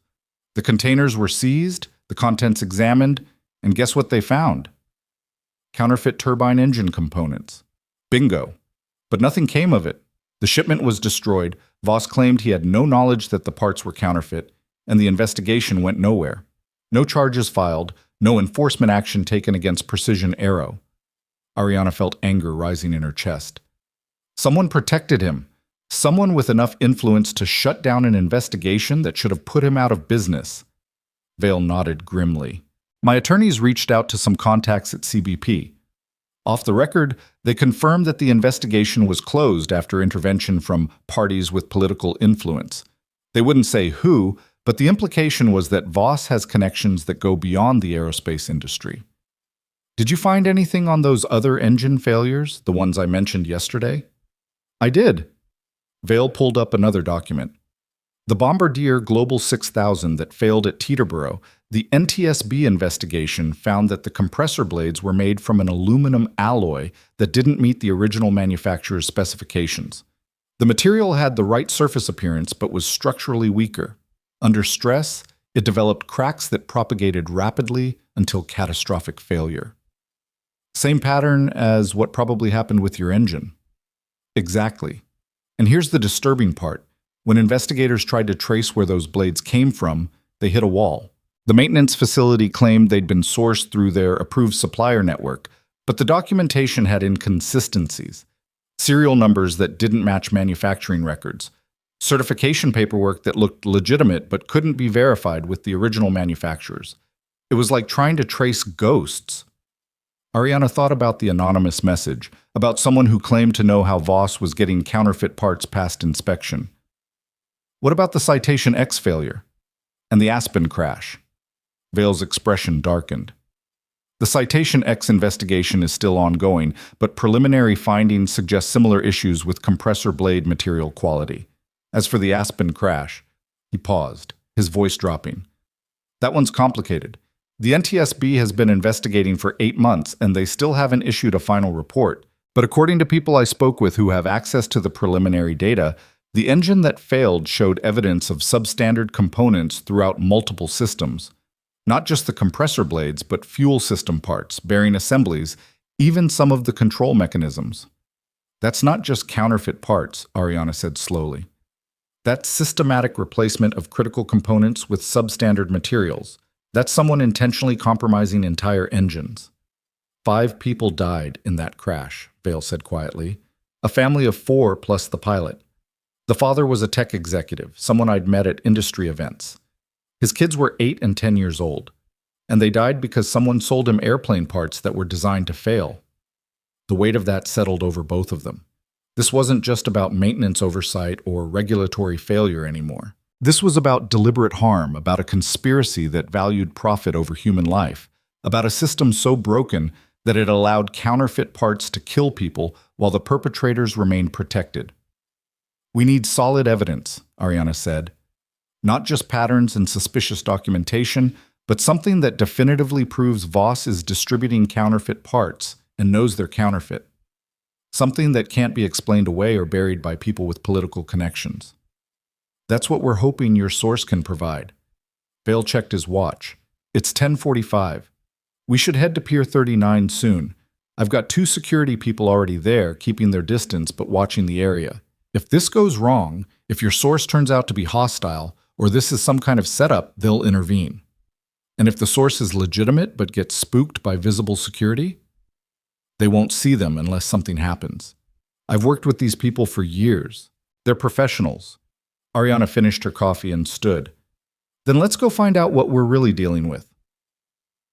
The drive to Pier 39 took 20 minutes through mid-morning San Francisco traffic. Val drove himself in an unmarked sedan that looked nothing like the vehicles Ariana associated with billionaires, and she appreciated the discretion. They parked in a public lot and walked toward the pier area where tourists were already gathering to photograph the famous sea lions that lounged on the floating platforms. The south side of Pier 39 was less crowded, the benches offering views of the bay and Alcatraz in the distance. Ariana scanned the area, looking for anyone who seemed to be waiting with purpose rather than just enjoying the scenery. Vale stayed a few steps behind her, giving her space but remaining close enough to intervene if necessary. At exactly noon, a woman approached from the direction of the shops. She was in her mid-30s, Asian American, dressed in jeans and a jacket that suggested someone trying to blend in rather than make an impression. Her eyes were sharp and cautious as they found Ariana. "Ms. Cole? That's me. Are you the person who sent the messages?" The woman glanced at Vale. "I said, come alone. He's the owner of the aircraft that nearly killed him yesterday. He has a right to know what's going on." The woman studied Vale for a long moment, then seemed to make a decision.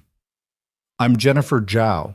I worked for Precision Aero Components for 3 years as a quality assurance inspector. I quit 4 months ago when I realized what they were really doing." "Which is?" Ariana asked. Jennifer looked around nervously, then gestured toward a more isolated bench. They moved as a group, sitting where they could talk without being easily overheard. Jennifer pulled out her phone, but didn't unlock it yet. Precision Aero has been importing counterfeit turbine engine components from manufacturers in China for at least 5 years, she began, her voice low and urgent. They come in through a complex supply chain that makes them hard to trace.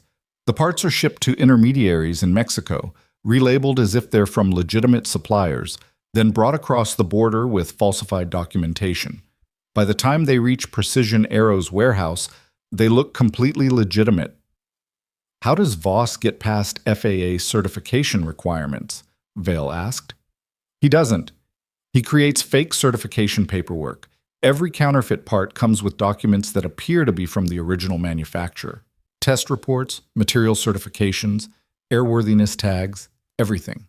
The documents are sophisticated forgeries created by people who understand exactly what inspectors look for. Unless someone physically tests the materials or traces the serial numbers back to the original manufacturer, there's no way to know the parts are fake." Ariana felt sick. "And maintenance facilities just install them? Why wouldn't they? The paperwork is perfect. The parts look identical to legitimate components, and Voss sells them for 20 to 30% less than the original manufacturer's price, which appeals to facilities trying to control costs. Everyone thinks they're getting a good deal on surplus parts or components from legitimate aftermarket suppliers." "But you knew they were counterfeit," Ariana pressed. "How?" Jennifer's expression darkened.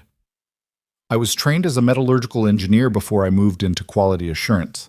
Part of my job was to spot check incoming parts and verify they met specifications. About a year into my employment, I started noticing discrepancies. Parts that were supposed to be machined from high-grade titanium alloys were actually made from cheaper materials with titanium coatings. Compressor blades that should have had specific heat treatment profiles showed metallurgical structures that were wrong. At first, I thought it was just occasional manufacturing defects from legitimate suppliers." "But it wasn't," Vale said. "No, I started documenting everything I found. I went to Voss with my concerns, and he told me to keep my mouth shut." Jennifer's hands were shaking slightly as she finally unlocked her phone. "He said the parts were fine, that I was being too rigid in my interpretations of the specifications, that we were providing value to customers who couldn't afford original manufacturer prices. He made it sound like we were helping people." "But you didn't believe him." "I couldn't, because I started seeing the failure reports. The Aspen crash was the breaking point for me. When I heard about that G550 going down with 5 people aboard, I pulled our sales records and found that we'd supplied parts for that aircraft's last major engine overhaul. I tested samples from the same batch and found they were substandard across the board. That's when I knew people were dying because of what we were doing." Ariana leaned forward. "Did you report this to anyone? The FAA? The NTSB?" Jennifer laughed bitterly. "I tried. I contacted the FAA's whistleblower hotline. I submitted documentation. I even tried to reach investigators working on the Aspen crash. You know what happened? Nothing. My reports disappeared into the bureaucracy, and then suddenly I started getting threats. Someone broke into my apartment. I got messages telling me to stop asking questions. My car was vandalized. I realized that Voss had protection, real protection, not just lawyers, but people with power who wanted this to stay buried." "So you quit?" "I quit, and I've been hiding for 4 months, trying to figure out what to do with what I know. Then I saw the news reports about Vale's engine failure yesterday. I pulled the maintenance records I'd kept copies of, and I found that Precision Aero supplied the compressor blades for that engine. I realized this was my chance, that if I could connect with the mechanic who'd identified the problem, maybe together we could actually expose this. Jennifer pulled up files on her phone, turning the screen so Ariana and Vale could see.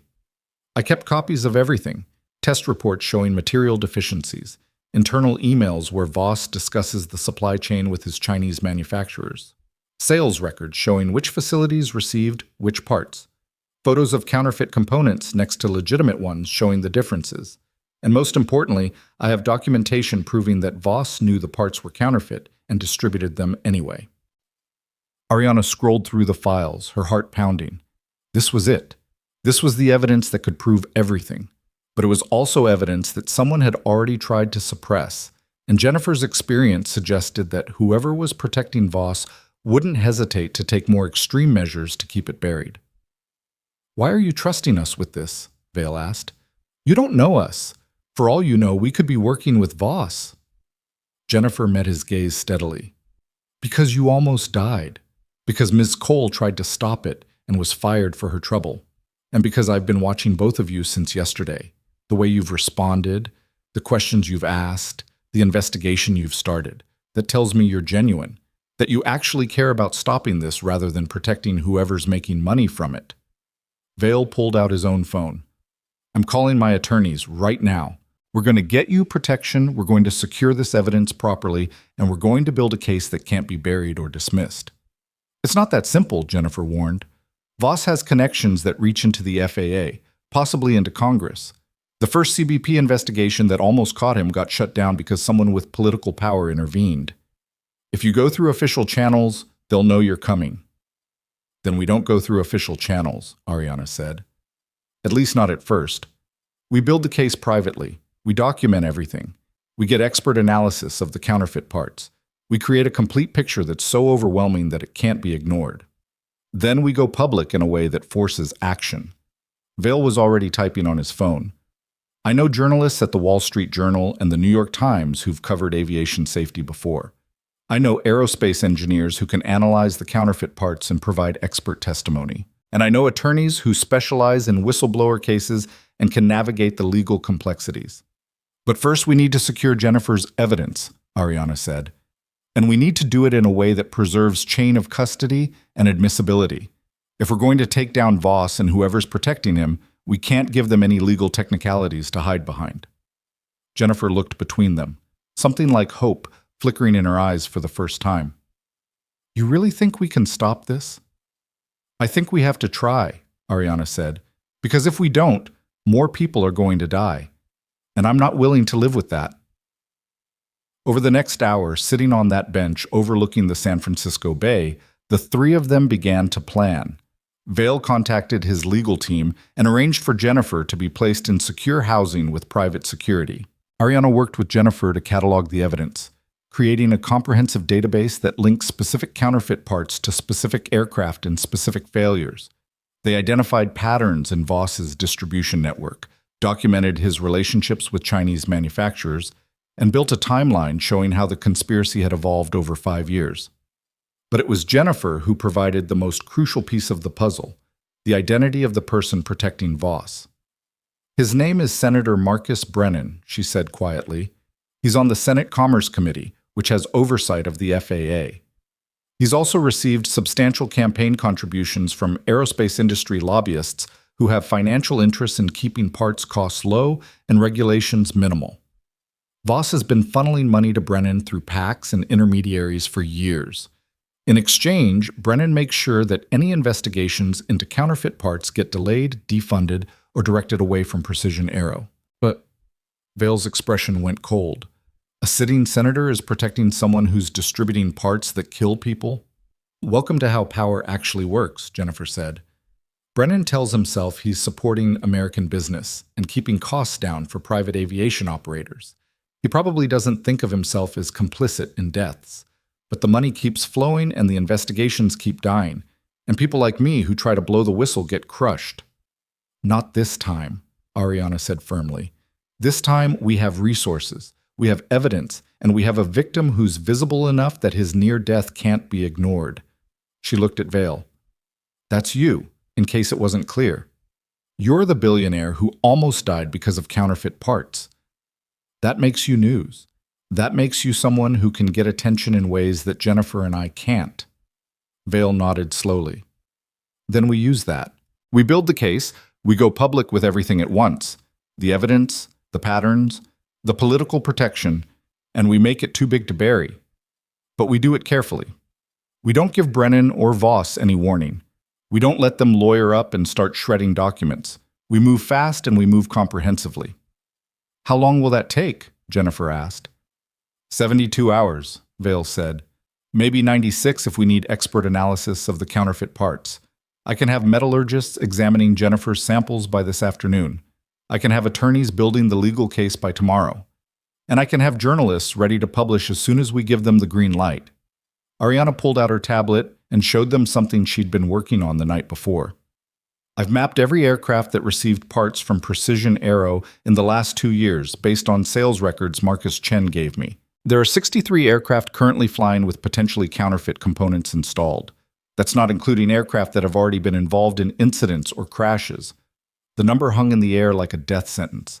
63 aircraft carrying passengers who had no idea they were flying, with parts that might fail catastrophically at any moment.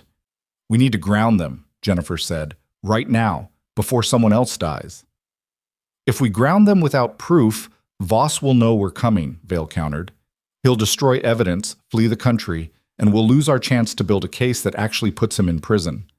And if we don't ground them, someone could die while we're building that case, Ariana shot back.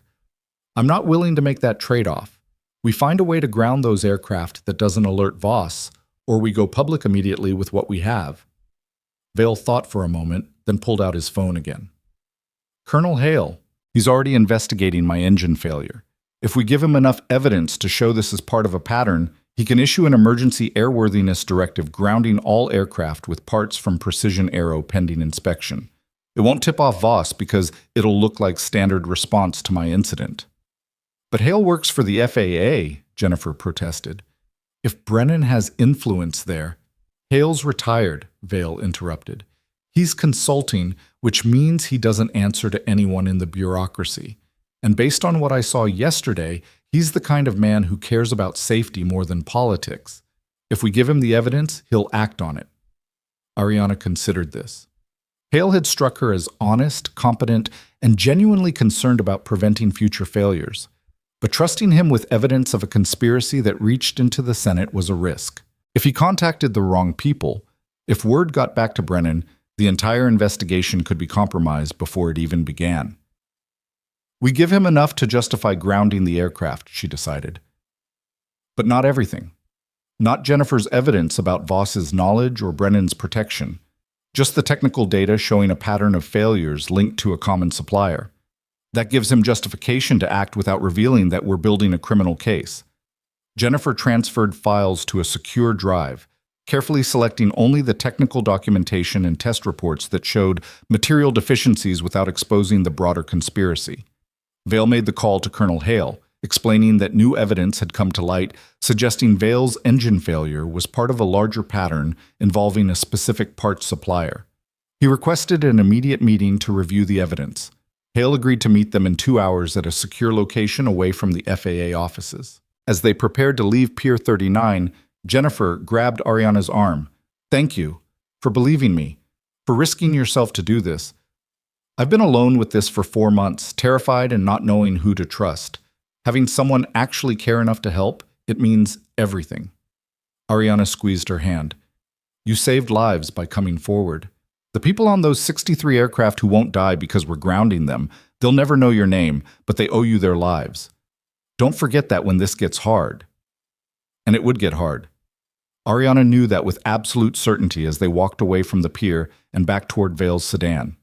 They were about to take on a senator, a corrupt businessman with political protection, and a system that had allowed counterfeit parts to kill people for years without consequence. There would be legal battles, media scrutiny, probably threats and intimidation tactics designed to make them back down. But as she climbed into the car and looked back at Jennifer Zhao, this woman who'd risked everything to expose the truth, Ariana felt something crystallize inside her. For 16 years, she'd accepted being invisible, being dismissed, Being treated like her expertise didn't matter. She'd learned to survive in a system that didn't value her voice. Yesterday, that voice had saved 4 lives. Today, it was going to save 63 more. And by the time this was finished, it was going to change an entire industry's approach to safety and accountability.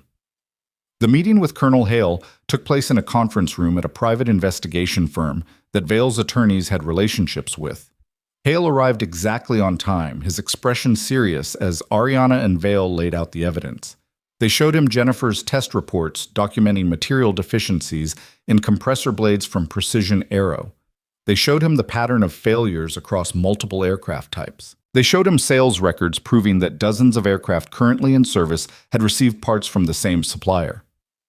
Hale reviewed everything in silence, his experienced eyes moving across the data with the kind of focused intensity that suggested he was already forming conclusions. When he finally spoke, his voice was grave.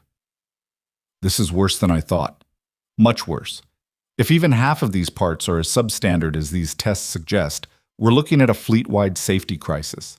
Aircraft could be failing without warning, pilots wouldn't have time to react, and we'd be dealing with crashes that seem random but are actually systematic." "Can you ground them?" Vale asked. "Issue an emergency directive requiring inspection of all aircraft with Precision Aero components?" "I can recommend it. The actual authority rests with the FAA administrator, but given the severity of the evidence, they'd be criminally negligent not to act. I can have the paperwork drafted by end of business today. We'd need to coordinate with maintenance facilities to conduct the inspections, but we could have every affected aircraft grounded within 24 hours. "Do it," Ariana said. "Whatever it takes, ground those aircraft before someone else dies." Hale nodded. "I'll need to know where this evidence came from. Who conducted these tests? How did you obtain sales records from Precision Aero? The FAA will ask those questions." "The source is confidential," Vale said firmly. "A whistleblower who's already faced threats and doesn't feel safe coming forward publicly yet, but the evidence is authentic. You can verify the test results independently if you need to." Hale studied them both. "There's more to this story than just counterfeit parts, isn't there? This is bigger than a maintenance oversight." "Yes," Ariana admitted, "but right now the priority is grounding those aircraft. The bigger picture, the criminal conspiracy, the political protection, all of that, we're working on it separately. Once we have an airtight case, we'll bring it forward, but we can't let people keep flying with parts that might kill them while we build that case." "Fair enough." Hale gathered the files. "I'll make this happen. And Ms. Cole, for what it's worth, you've done remarkable work here. Identifying the engine problem yesterday saved lives. Following up on the pattern today will save more. That's what this job is supposed to be about. People like you who refuse to accept that schedule or profit or convenience matters more than keeping people safe." After Hale left to begin the process of drafting the Emergency Airworthiness Directive, Ariana and Vale sat in the conference room surrounded by evidence of a conspiracy that had killed at least 5 people and endangered dozens more. The magnitude of what they'd uncovered was almost overwhelming. "What happens next?" Vale asked quietly. "Now we build the criminal case. We document Voss's knowledge of the counterfeit parts. We trace the money flowing to Senator Brennan. We connect every link in the chain so completely that when we go public, there's no way for anyone to hide." Ariana looked at him directly. "And you need to prepare for what that means. This isn't just going to be news. This is going to be a scandal that reaches into Congress. You're going to have powerful people trying to discredit you, trying to make this go away. Are you ready for that?" Vale met her gaze steadily. 24 hours ago, I was a billionaire who thought his wealth meant he was always right. Then I almost died because I dismissed the expertise of someone I judged based on prejudice rather than competence. That kind of wake-up call changes a person. So, yes, I'm ready. Because if I'm not willing to use my resources and visibility to fight this, then what's the point of having them? Ariana felt something shift. Not trust exactly, because trust took time to build, but a recognition that Vale was genuine in his transformation. That yesterday's near death had cracked open something in him that might actually lead to meaningful change. "Then let's finish this," she said. "Let's make sure that no one else has to die because someone decided profit mattered more than human life." The Emergency Airworthiness Directive went out at 4:30 that afternoon, and by 6 p.m. the aviation world was in controlled chaos. 63 aircraft grounded simultaneously across the western United States, all linked to a single parts supplier, with mandatory inspections required before any of them could fly again. The directive was carefully worded to avoid panic, citing concerns about material specifications in certain turbine engine components, but anyone in the industry knew what it meant. Someone had been selling bad parts, and the FAA had finally caught on. Ariana watched the news coverage from Vail's secure conference room, surrounded by attorneys, forensic accountants, and investigative journalists who'd been briefed on the broader conspiracy and were now working around the clock to build the public case. Jennifer Zhao sat in the corner with a laptop, walking a metallurgical engineer through her test results while he prepared his expert analysis for what was coming next. What was coming next was going to change everything. Vail's lead attorney, a sharp-eyed woman named Patricia Morrison, who'd built her career on whistleblower cases and corporate fraud, laid out the timeline. We go public in 48 hours. That gives us time to coordinate with the Wall Street Journal and the Times, both of which want to run front-page stories. It gives the metallurgist time to complete his independent analysis of Jennifer's samples. And it gives us time to prepare for the legal and political fallout. What about Senator Brennan? Ariana asked. Once this goes public, he's going to know we have evidence of his involvement. He'll deny everything, Patricia said, matter-of-factly. He'll claim he had no knowledge of counterfeit parts, that his relationship with Voss was purely above-board campaign finance, that any investigation delays were standard bureaucratic process. That's what they always do. But we have proof, Jennifer protested. I have emails showing Voss explicitly told Brennan about the CBP investigation and asked for help making it go away. I have financial records showing money flowing through intermediaries designed to hide the connection. And we'll make all of that public. But understand what you're up against. Brennan has been in the Senate for 16 years. He has relationships with every major media outlet, connections throughout the Justice Department, and the kind of institutional protection that makes it very difficult to hold powerful people accountable. Patricia's expression was hard but not unkind. I'm not saying we can't win. I'm saying you need to prepare for how ugly this is going to get before we do. Vail stood up and walked to the window, looking out at the San Francisco skyline as evening light painted the buildings gold. Let it get ugly. I have enough money to fight this for years if necessary. I have enough visibility that they can't just make me disappear quietly. And I have something they don't have, moral clarity, because I know that what Voss and Brennan did wasn't just unethical or illegal, it was murder. And I'm not going to let them hide from that. His phone rang before anyone could respond. He glanced at the screen and his expression changed. It's Colonel Hale. Vail put the call on speaker. Hale's voice came through, tight with controlled fury. Mr. Vail, we have a problem, a significant problem. What happened? Someone got to the FAA administrator. 30 minutes ago, I received orders to withdraw the Emergency Airworthiness Directive and replace it with a voluntary inspection recommendation that gives operators 90 days to comply. The justification is that we don't have sufficient evidence of imminent danger to justify grounding that many aircraft simultaneously. Ariana felt her stomach drop. That's insane. We gave you documentation of material deficiencies. We showed you the pattern of failures. What more evidence do they need? They don't need more evidence, Hale said grimly. They need to protect someone. And based on the pressure that came down, that someone has considerable influence. The directive reversal came directly from the administrator's office after what was described as consultation with the Senate Commerce Committee. Brennan, Vail said flatly. He found out about the investigation and made a call. That would be my assessment, which means your timeline just accelerated. If you're planning to go public with a larger story, you need to do it now, before they have time to coordinate a cover-up. Because right now, they're scrambling to contain this, and that makes them dangerous. Patricia was already typing on her laptop. I'll contact the journalist. Tell them we're moving up publication to tomorrow morning. It's not ideal. We'll be missing some of the final analysis, but we have enough to make the case. Do it, Vail said. And Colonel, what about those aircraft? If the directive is being withdrawn, people are going to start flying them again. I'm working on that. I still have some authority as a consultant, and I'm personally contacting every affected operator to recommend they voluntarily ground their aircraft pending thorough inspection. Some will listen, others won't, especially if they have schedule pressures. but I'm doing everything I can within my power. That's not enough, Ariana said. If even one of those aircraft takes off with counterfeit parts and fails, we're going to have deaths we could have prevented. We need to make this so public, so undeniable, that no operator would dare take the risk of flying. And an idea was forming in her mind, audacious and terrifying. She looked at Vale.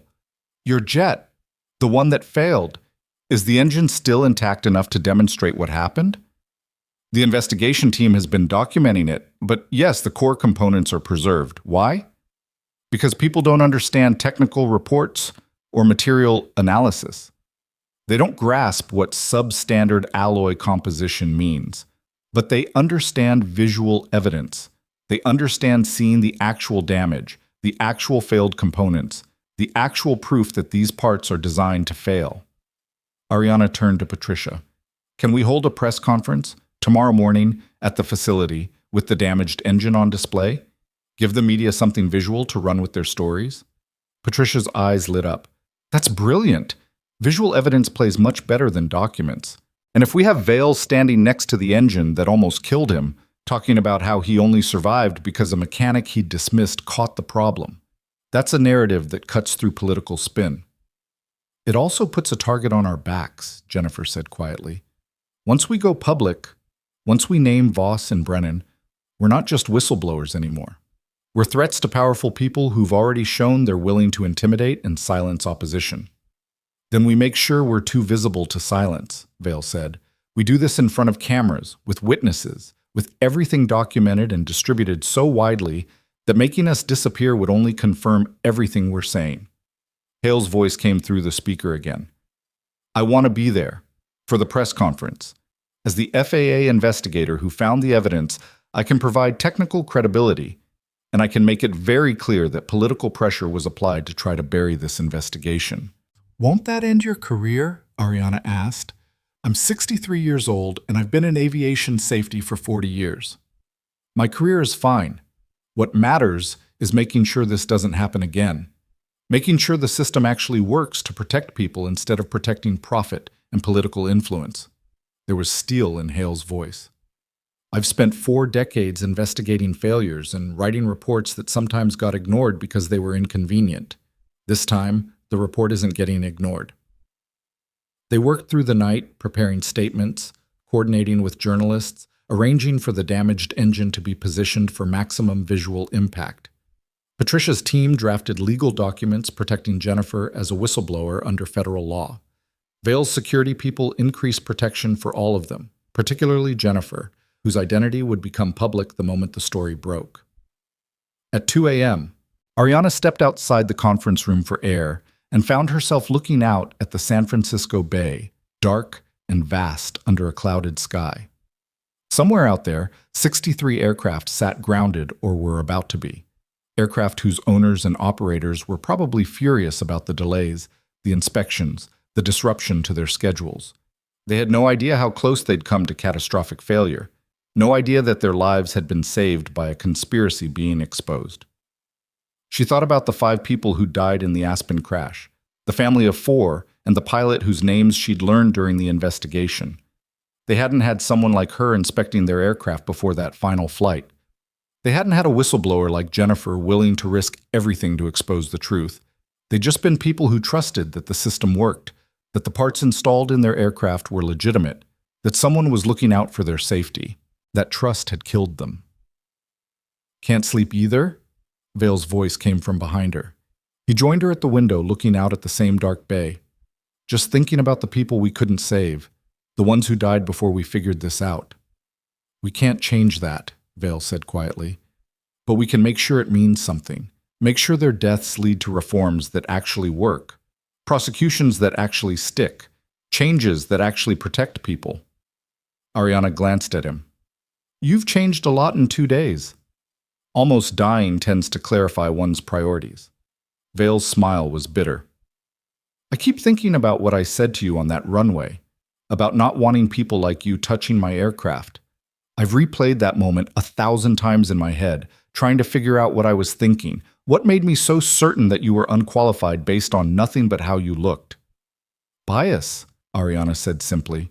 The kind that's so embedded in how people see the world that they don't even recognize it as bias. They just think they're making good judgments based on experience. But I didn't have experience with you. I had assumptions, and those assumptions almost killed me. He turned to face her directly. I can't undo that, but I can make sure that what happened to you, the dismissal, the questioning of your expertise, the being treated as if your competence was somehow suspect, I can make sure that becomes part of this story. That people understand this wasn't just about counterfeit parts. It was about a system that doesn't listen to the right voices. That's a bigger fight than just Voss and Brennan. I know, but it's the fight that matters. Because counterfeit parts are a symptom. The disease is a system that values the wrong things and listens to the wrong people. And if we don't address that, we'll just end up with a different version of the same problem 5 years from now. The press conference was scheduled for 9 a.m. at the Apex Aviation facility, giving the morning news shows time to cover it live and the newspapers time to coordinate their stories. By 8:30, the facility's normally empty parking lot was packed with news vans, cameras, and journalists who'd been tipped off that something major was about to break in the private aviation world. The damaged Gulfstream engine had been positioned on a platform in the hangar, its shredded nacelle and punctured casing visible even from a distance. Next to it, a table held Jennifer's counterfeit part samples alongside legitimate components. The difference is subtle but devastating once explained. Charts showed the pattern of failures across multiple aircraft. Photographs documented the Aspen crash site, the Teterboro incident, the Citation X emergency landing.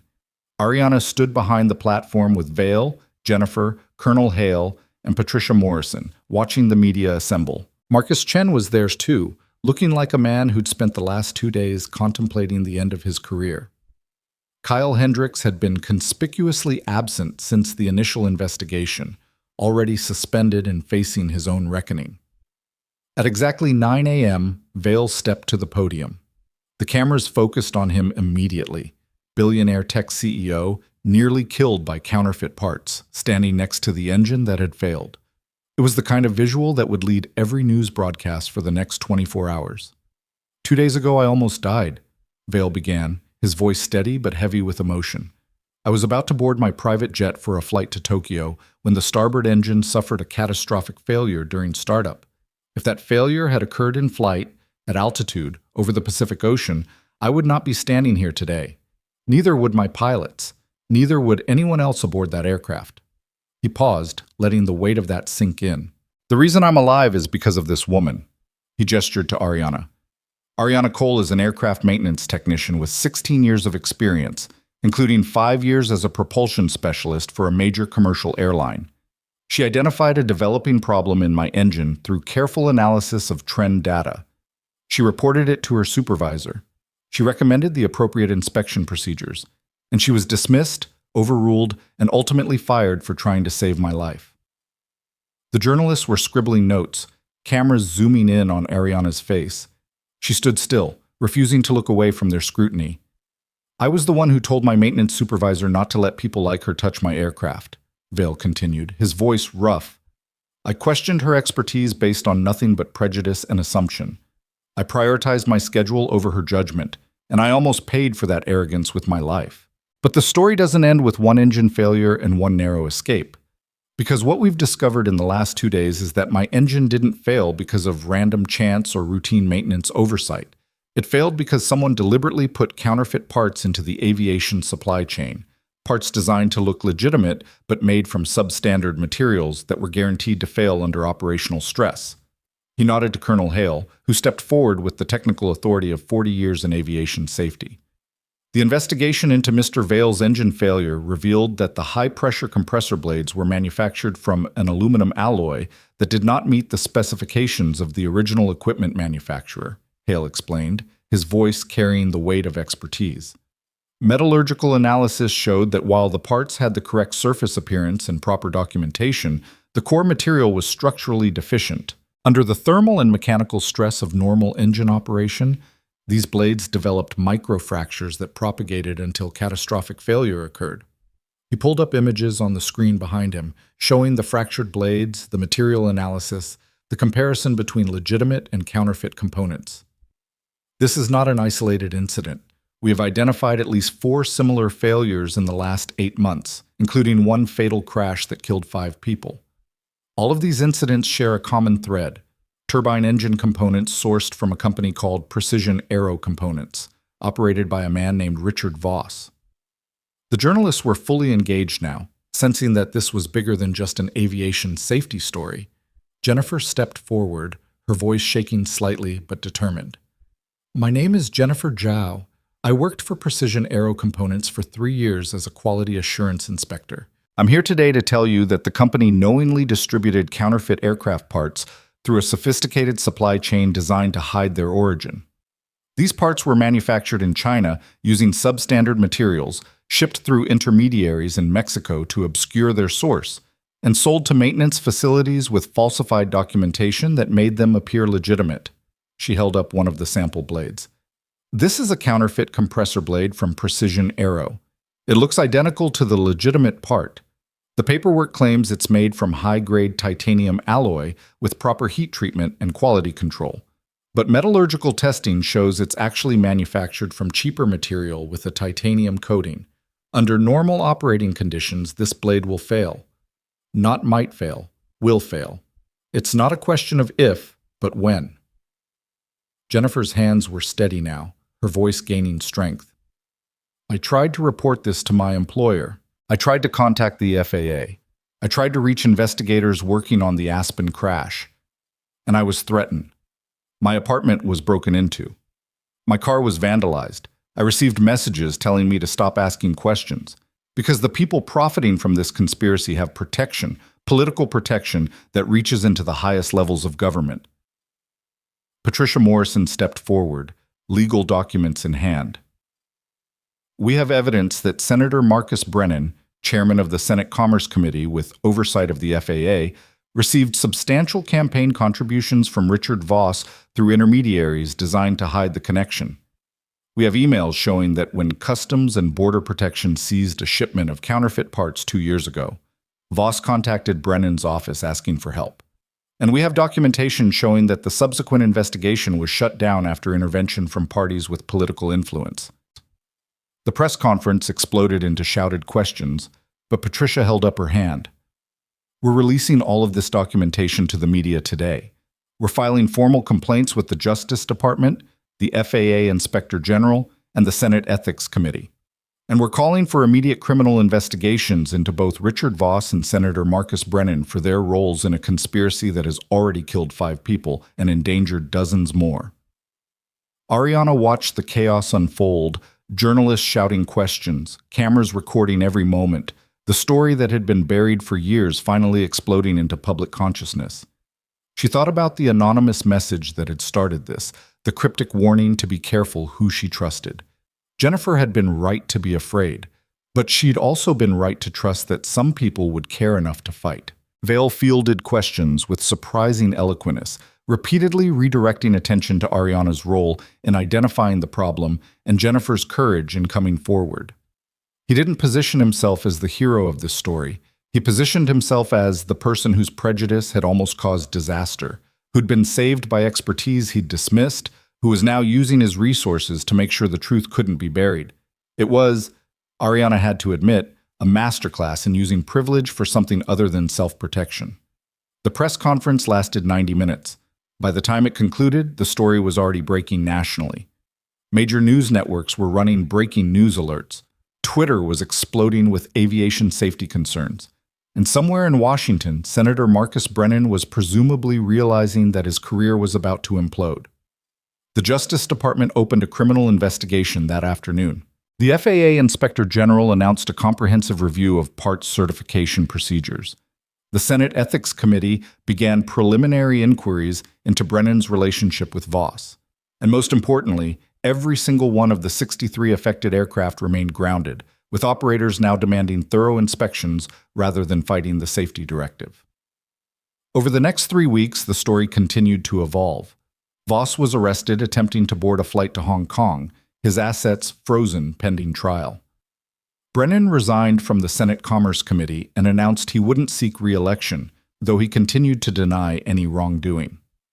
3 other senators who'd received contributions from Voss-linked entities found themselves facing awkward questions from constituents and ethics investigators.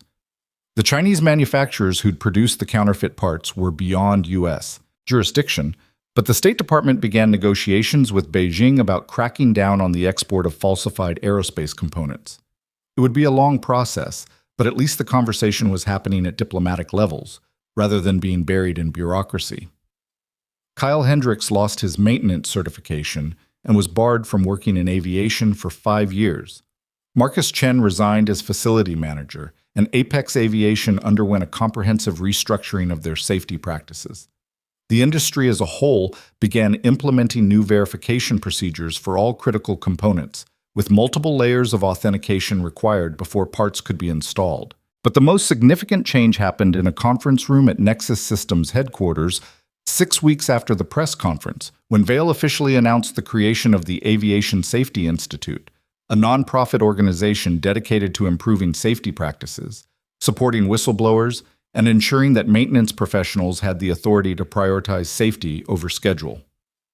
"I'm naming Ariana Cole as the Institute's first executive director," Vail announced to assembled media and industry representatives. "She'll have complete operational authority, significant financial resources, and the mandate to investigate safety concerns without interference from political or commercial pressures. Because the lesson I learned 2 days before I almost died is that expertise matters more than authority, that the people closest to the problems are often the ones whose voices get dismissed, and that if we want a safer aviation industry, we need to empower the professionals who actually know what they're doing." Ariana stood next to him, wearing a suit that felt strange after 16 years of maintenance coveralls, addressing an audience that included FAA administrators, airline executives, and the media that had turned her into something between a whistleblower hero and an aviation safety icon. "I didn't do this to become famous or to run an institute," she said. "I did it because 5 people died in the Aspen crash who deserved better. Because dozens of aircraft were flying with parts that could have killed everyone aboard. Because a woman named Jennifer Zhao had the courage to risk everything to expose the truth. And because I spent 16 years being told that my expertise didn't matter, that my concerns were overcautious, that the people in authority knew better than I did."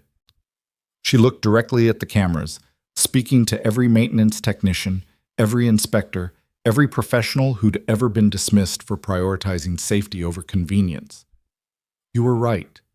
Every time someone told you that you were being too careful, that you were creating unnecessary delays, that you didn't understand the big picture, you were right and they were wrong.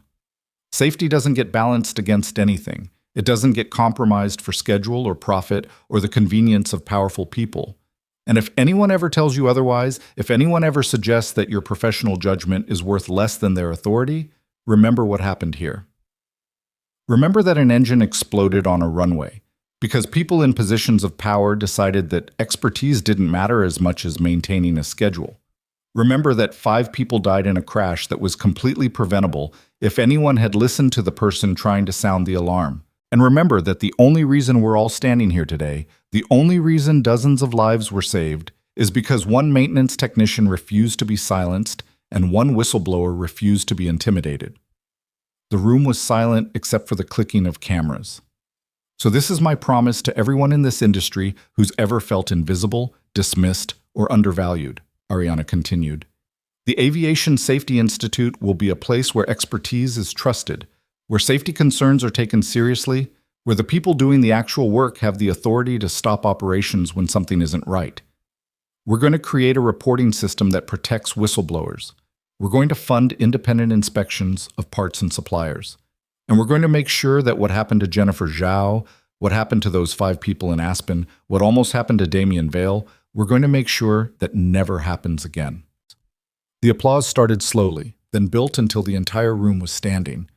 Ariana saw Colonel Hale in the back, his weathered face showing something that might have been satisfaction or pride. She saw Jennifer Zhao next to him, no longer hiding, her identity public, but her safety secured through legal protections and media visibility. She saw Patricia Morrison and the team of attorneys who'd built the case that was now proceeding through the courts with the full weight of public attention behind it. And she saw Damien Vail, standing off to the side, applauding like everyone else but with an expression that suggested he understood what this moment meant. Not redemption. He couldn't undo the things he'd said or the assumptions he'd made. But transformation. The beginning of actually using his power and resources for something beyond profit and ego. After the press conference concluded and the media dispersed, Ariana found herself alone in the conference room with Vale. Outside the windows, San Francisco was going about its business, indifferent to the changes happening in one building that would ripple out across an entire industry. "Thank you," Vale said simply, "for saving my life, for trusting me enough to include me in this fight, for giving me a chance to be better than the person I was on that runway." "Don't thank me yet," Ariana replied. "Running the Institute means I'm going to be holding you accountable too, making sure you follow through on your commitments, making sure this doesn't just become another PR exercise that fades once the media attention dies down." "I'd expect nothing less. In fact, I'm counting on it." Vale smiled, and for the first time since she'd met him, it looked genuine. "You know what the strangest part of this whole experience has been? Realizing how much I didn't know. How many assumptions I'd made about how the world worked, about who deserved to be listened to, about what mattered. I thought wealth meant wisdom. I thought authority meant expertise, and I almost died because of those assumptions." "A lot of people almost died," Ariana corrected. "You were just lucky enough to have someone who cared enough to fight for you even after you'd dismissed her." Which brings me to my last question. The Institute has significant funding, enough to operate for decades if necessary. But it needs more than just money. It needs someone who actually understands the industry, who has credibility with the people doing the work, who won't be intimidated by powerful interests trying to maintain the status quo. "I meant what I said about you having complete operational authority. But I need to know, are you ready for that? For being the person who has to make those decisions, who has to stand up to the same kind of pressure that almost buried Jennifer's evidence." Ariana thought about 16 years of being invisible, of swallowing her expertise, of accepting that her voice didn't matter. She thought about the morning when she'd looked at vibration data and seen a pattern that everyone else missed, about standing on a runway watching an engine explode while knowing she'd tried to prevent it, about Jennifer Zhao's courage and Colonel Hale's integrity and all the people who'd proven that the system could work if enough people cared enough to make it work. "I'm ready," she said, "because I've spent my entire career preparing for this. Every time I was dismissed, every time I was told I was being too cautious, every time someone questioned my competence, I was learning. Learning how the system fails, learning where the weak points are, learning what needs to change. And now I have the resources and the authority to actually make those changes happen." "Then let's make sure we get it right," Vale said. "Because the people who died in Aspen, the people on those 63 aircraft who never knew how close they came to disaster, the future passengers whose lives we'll save by fixing this broken system, they're all depending on us not to screw this up." 3 months later, Ariana stood in a very different place. A cemetery outside Aspen, Colorado, where 5 people who died in a preventable crash were buried. She'd come to pay her respects, to tell them that their deaths had meant something, that the system had finally been forced to change. The pilot's gravestone read, "Captain Michael Torres, who loved the sky." The family's stones were clustered together, parents and 2 children who'd trusted that someone was keeping them safe. "I'm sorry I was too late," Ariana said quietly, placing flowers at each grave. "I'm sorry the system failed you, but I promise that your deaths are changing things. That other families won't lose the people they love because someone decided profit mattered more than safety. That mechanics like me will have the authority to ground aircraft when something's wrong. That whistleblowers like Jennifer will be protected instead of threatened. That people like Senator Brennan and Richard Voss will face consequences for valuing money over human life." The wind moved through the cemetery, carrying the scent of pine from the surrounding mountains. Somewhere up there, aircraft were flying with legitimate parts, inspected by professionals who now had the authority to prioritize safety, backed by systems that actually protected people who raised concerns. It wasn't perfect. It would never be perfect. But it was better than it had been 3 months ago. And it would keep getting better as long as people like Ariana refused to accept that convenience mattered more than competence, that authority mattered more than expertise, that the system's comfort mattered more than human life. She returned to San Francisco that evening, to the Institute offices where Jennifer Zhao was building a national database of parts suppliers and Marcus Hale was training a new generation of investigators who understood that safety required vigilance, not just compliance. To a world where Damien Vale had become an unlikely advocate for aviation safety reform, using his wealth and visibility to push for regulatory changes that actually protected people. To a career that had transformed from invisible maintenance technician to the voice that an entire industry was finally learning to listen to. It had taken 16 years, one catastrophic engine failure, and the courage of a whistleblower who'd risked everything. But Ariana Cole had proven what she'd known all along, that expertise mattered, that careful analysis could save lives, and that sometimes the most important voice in the room was the one that people had spent years trying to ignore. The starboard engine that had exploded on that runway sat in the Institute's lobby now, preserved as a reminder of what happened when systems failed and what could happen when people refused to accept that failure. Every visitor who walked through those doors saw it, saw the shredded metal, the punctured casing, the physical evidence of a conspiracy that had almost succeeded. But they also saw the plaque next to it, the words that Ariana had insisted on. This engine failed because someone didn't listen, because schedule mattered more than safety, because authority was valued more than expertise, because a black woman with 16 years of experience was dismissed by people who couldn't see past their own biases. Never again. Never again. It was a promise Ariana intended to keep, for the 5 people in Aspen who hadn't gotten a second chance, for the passengers on 63 aircraft who never knew how close they'd come to disaster, and for every professional in every industry who'd ever been told that their voice didn't matter. Because it did matter. It always had. And finally, the world was beginning to listen.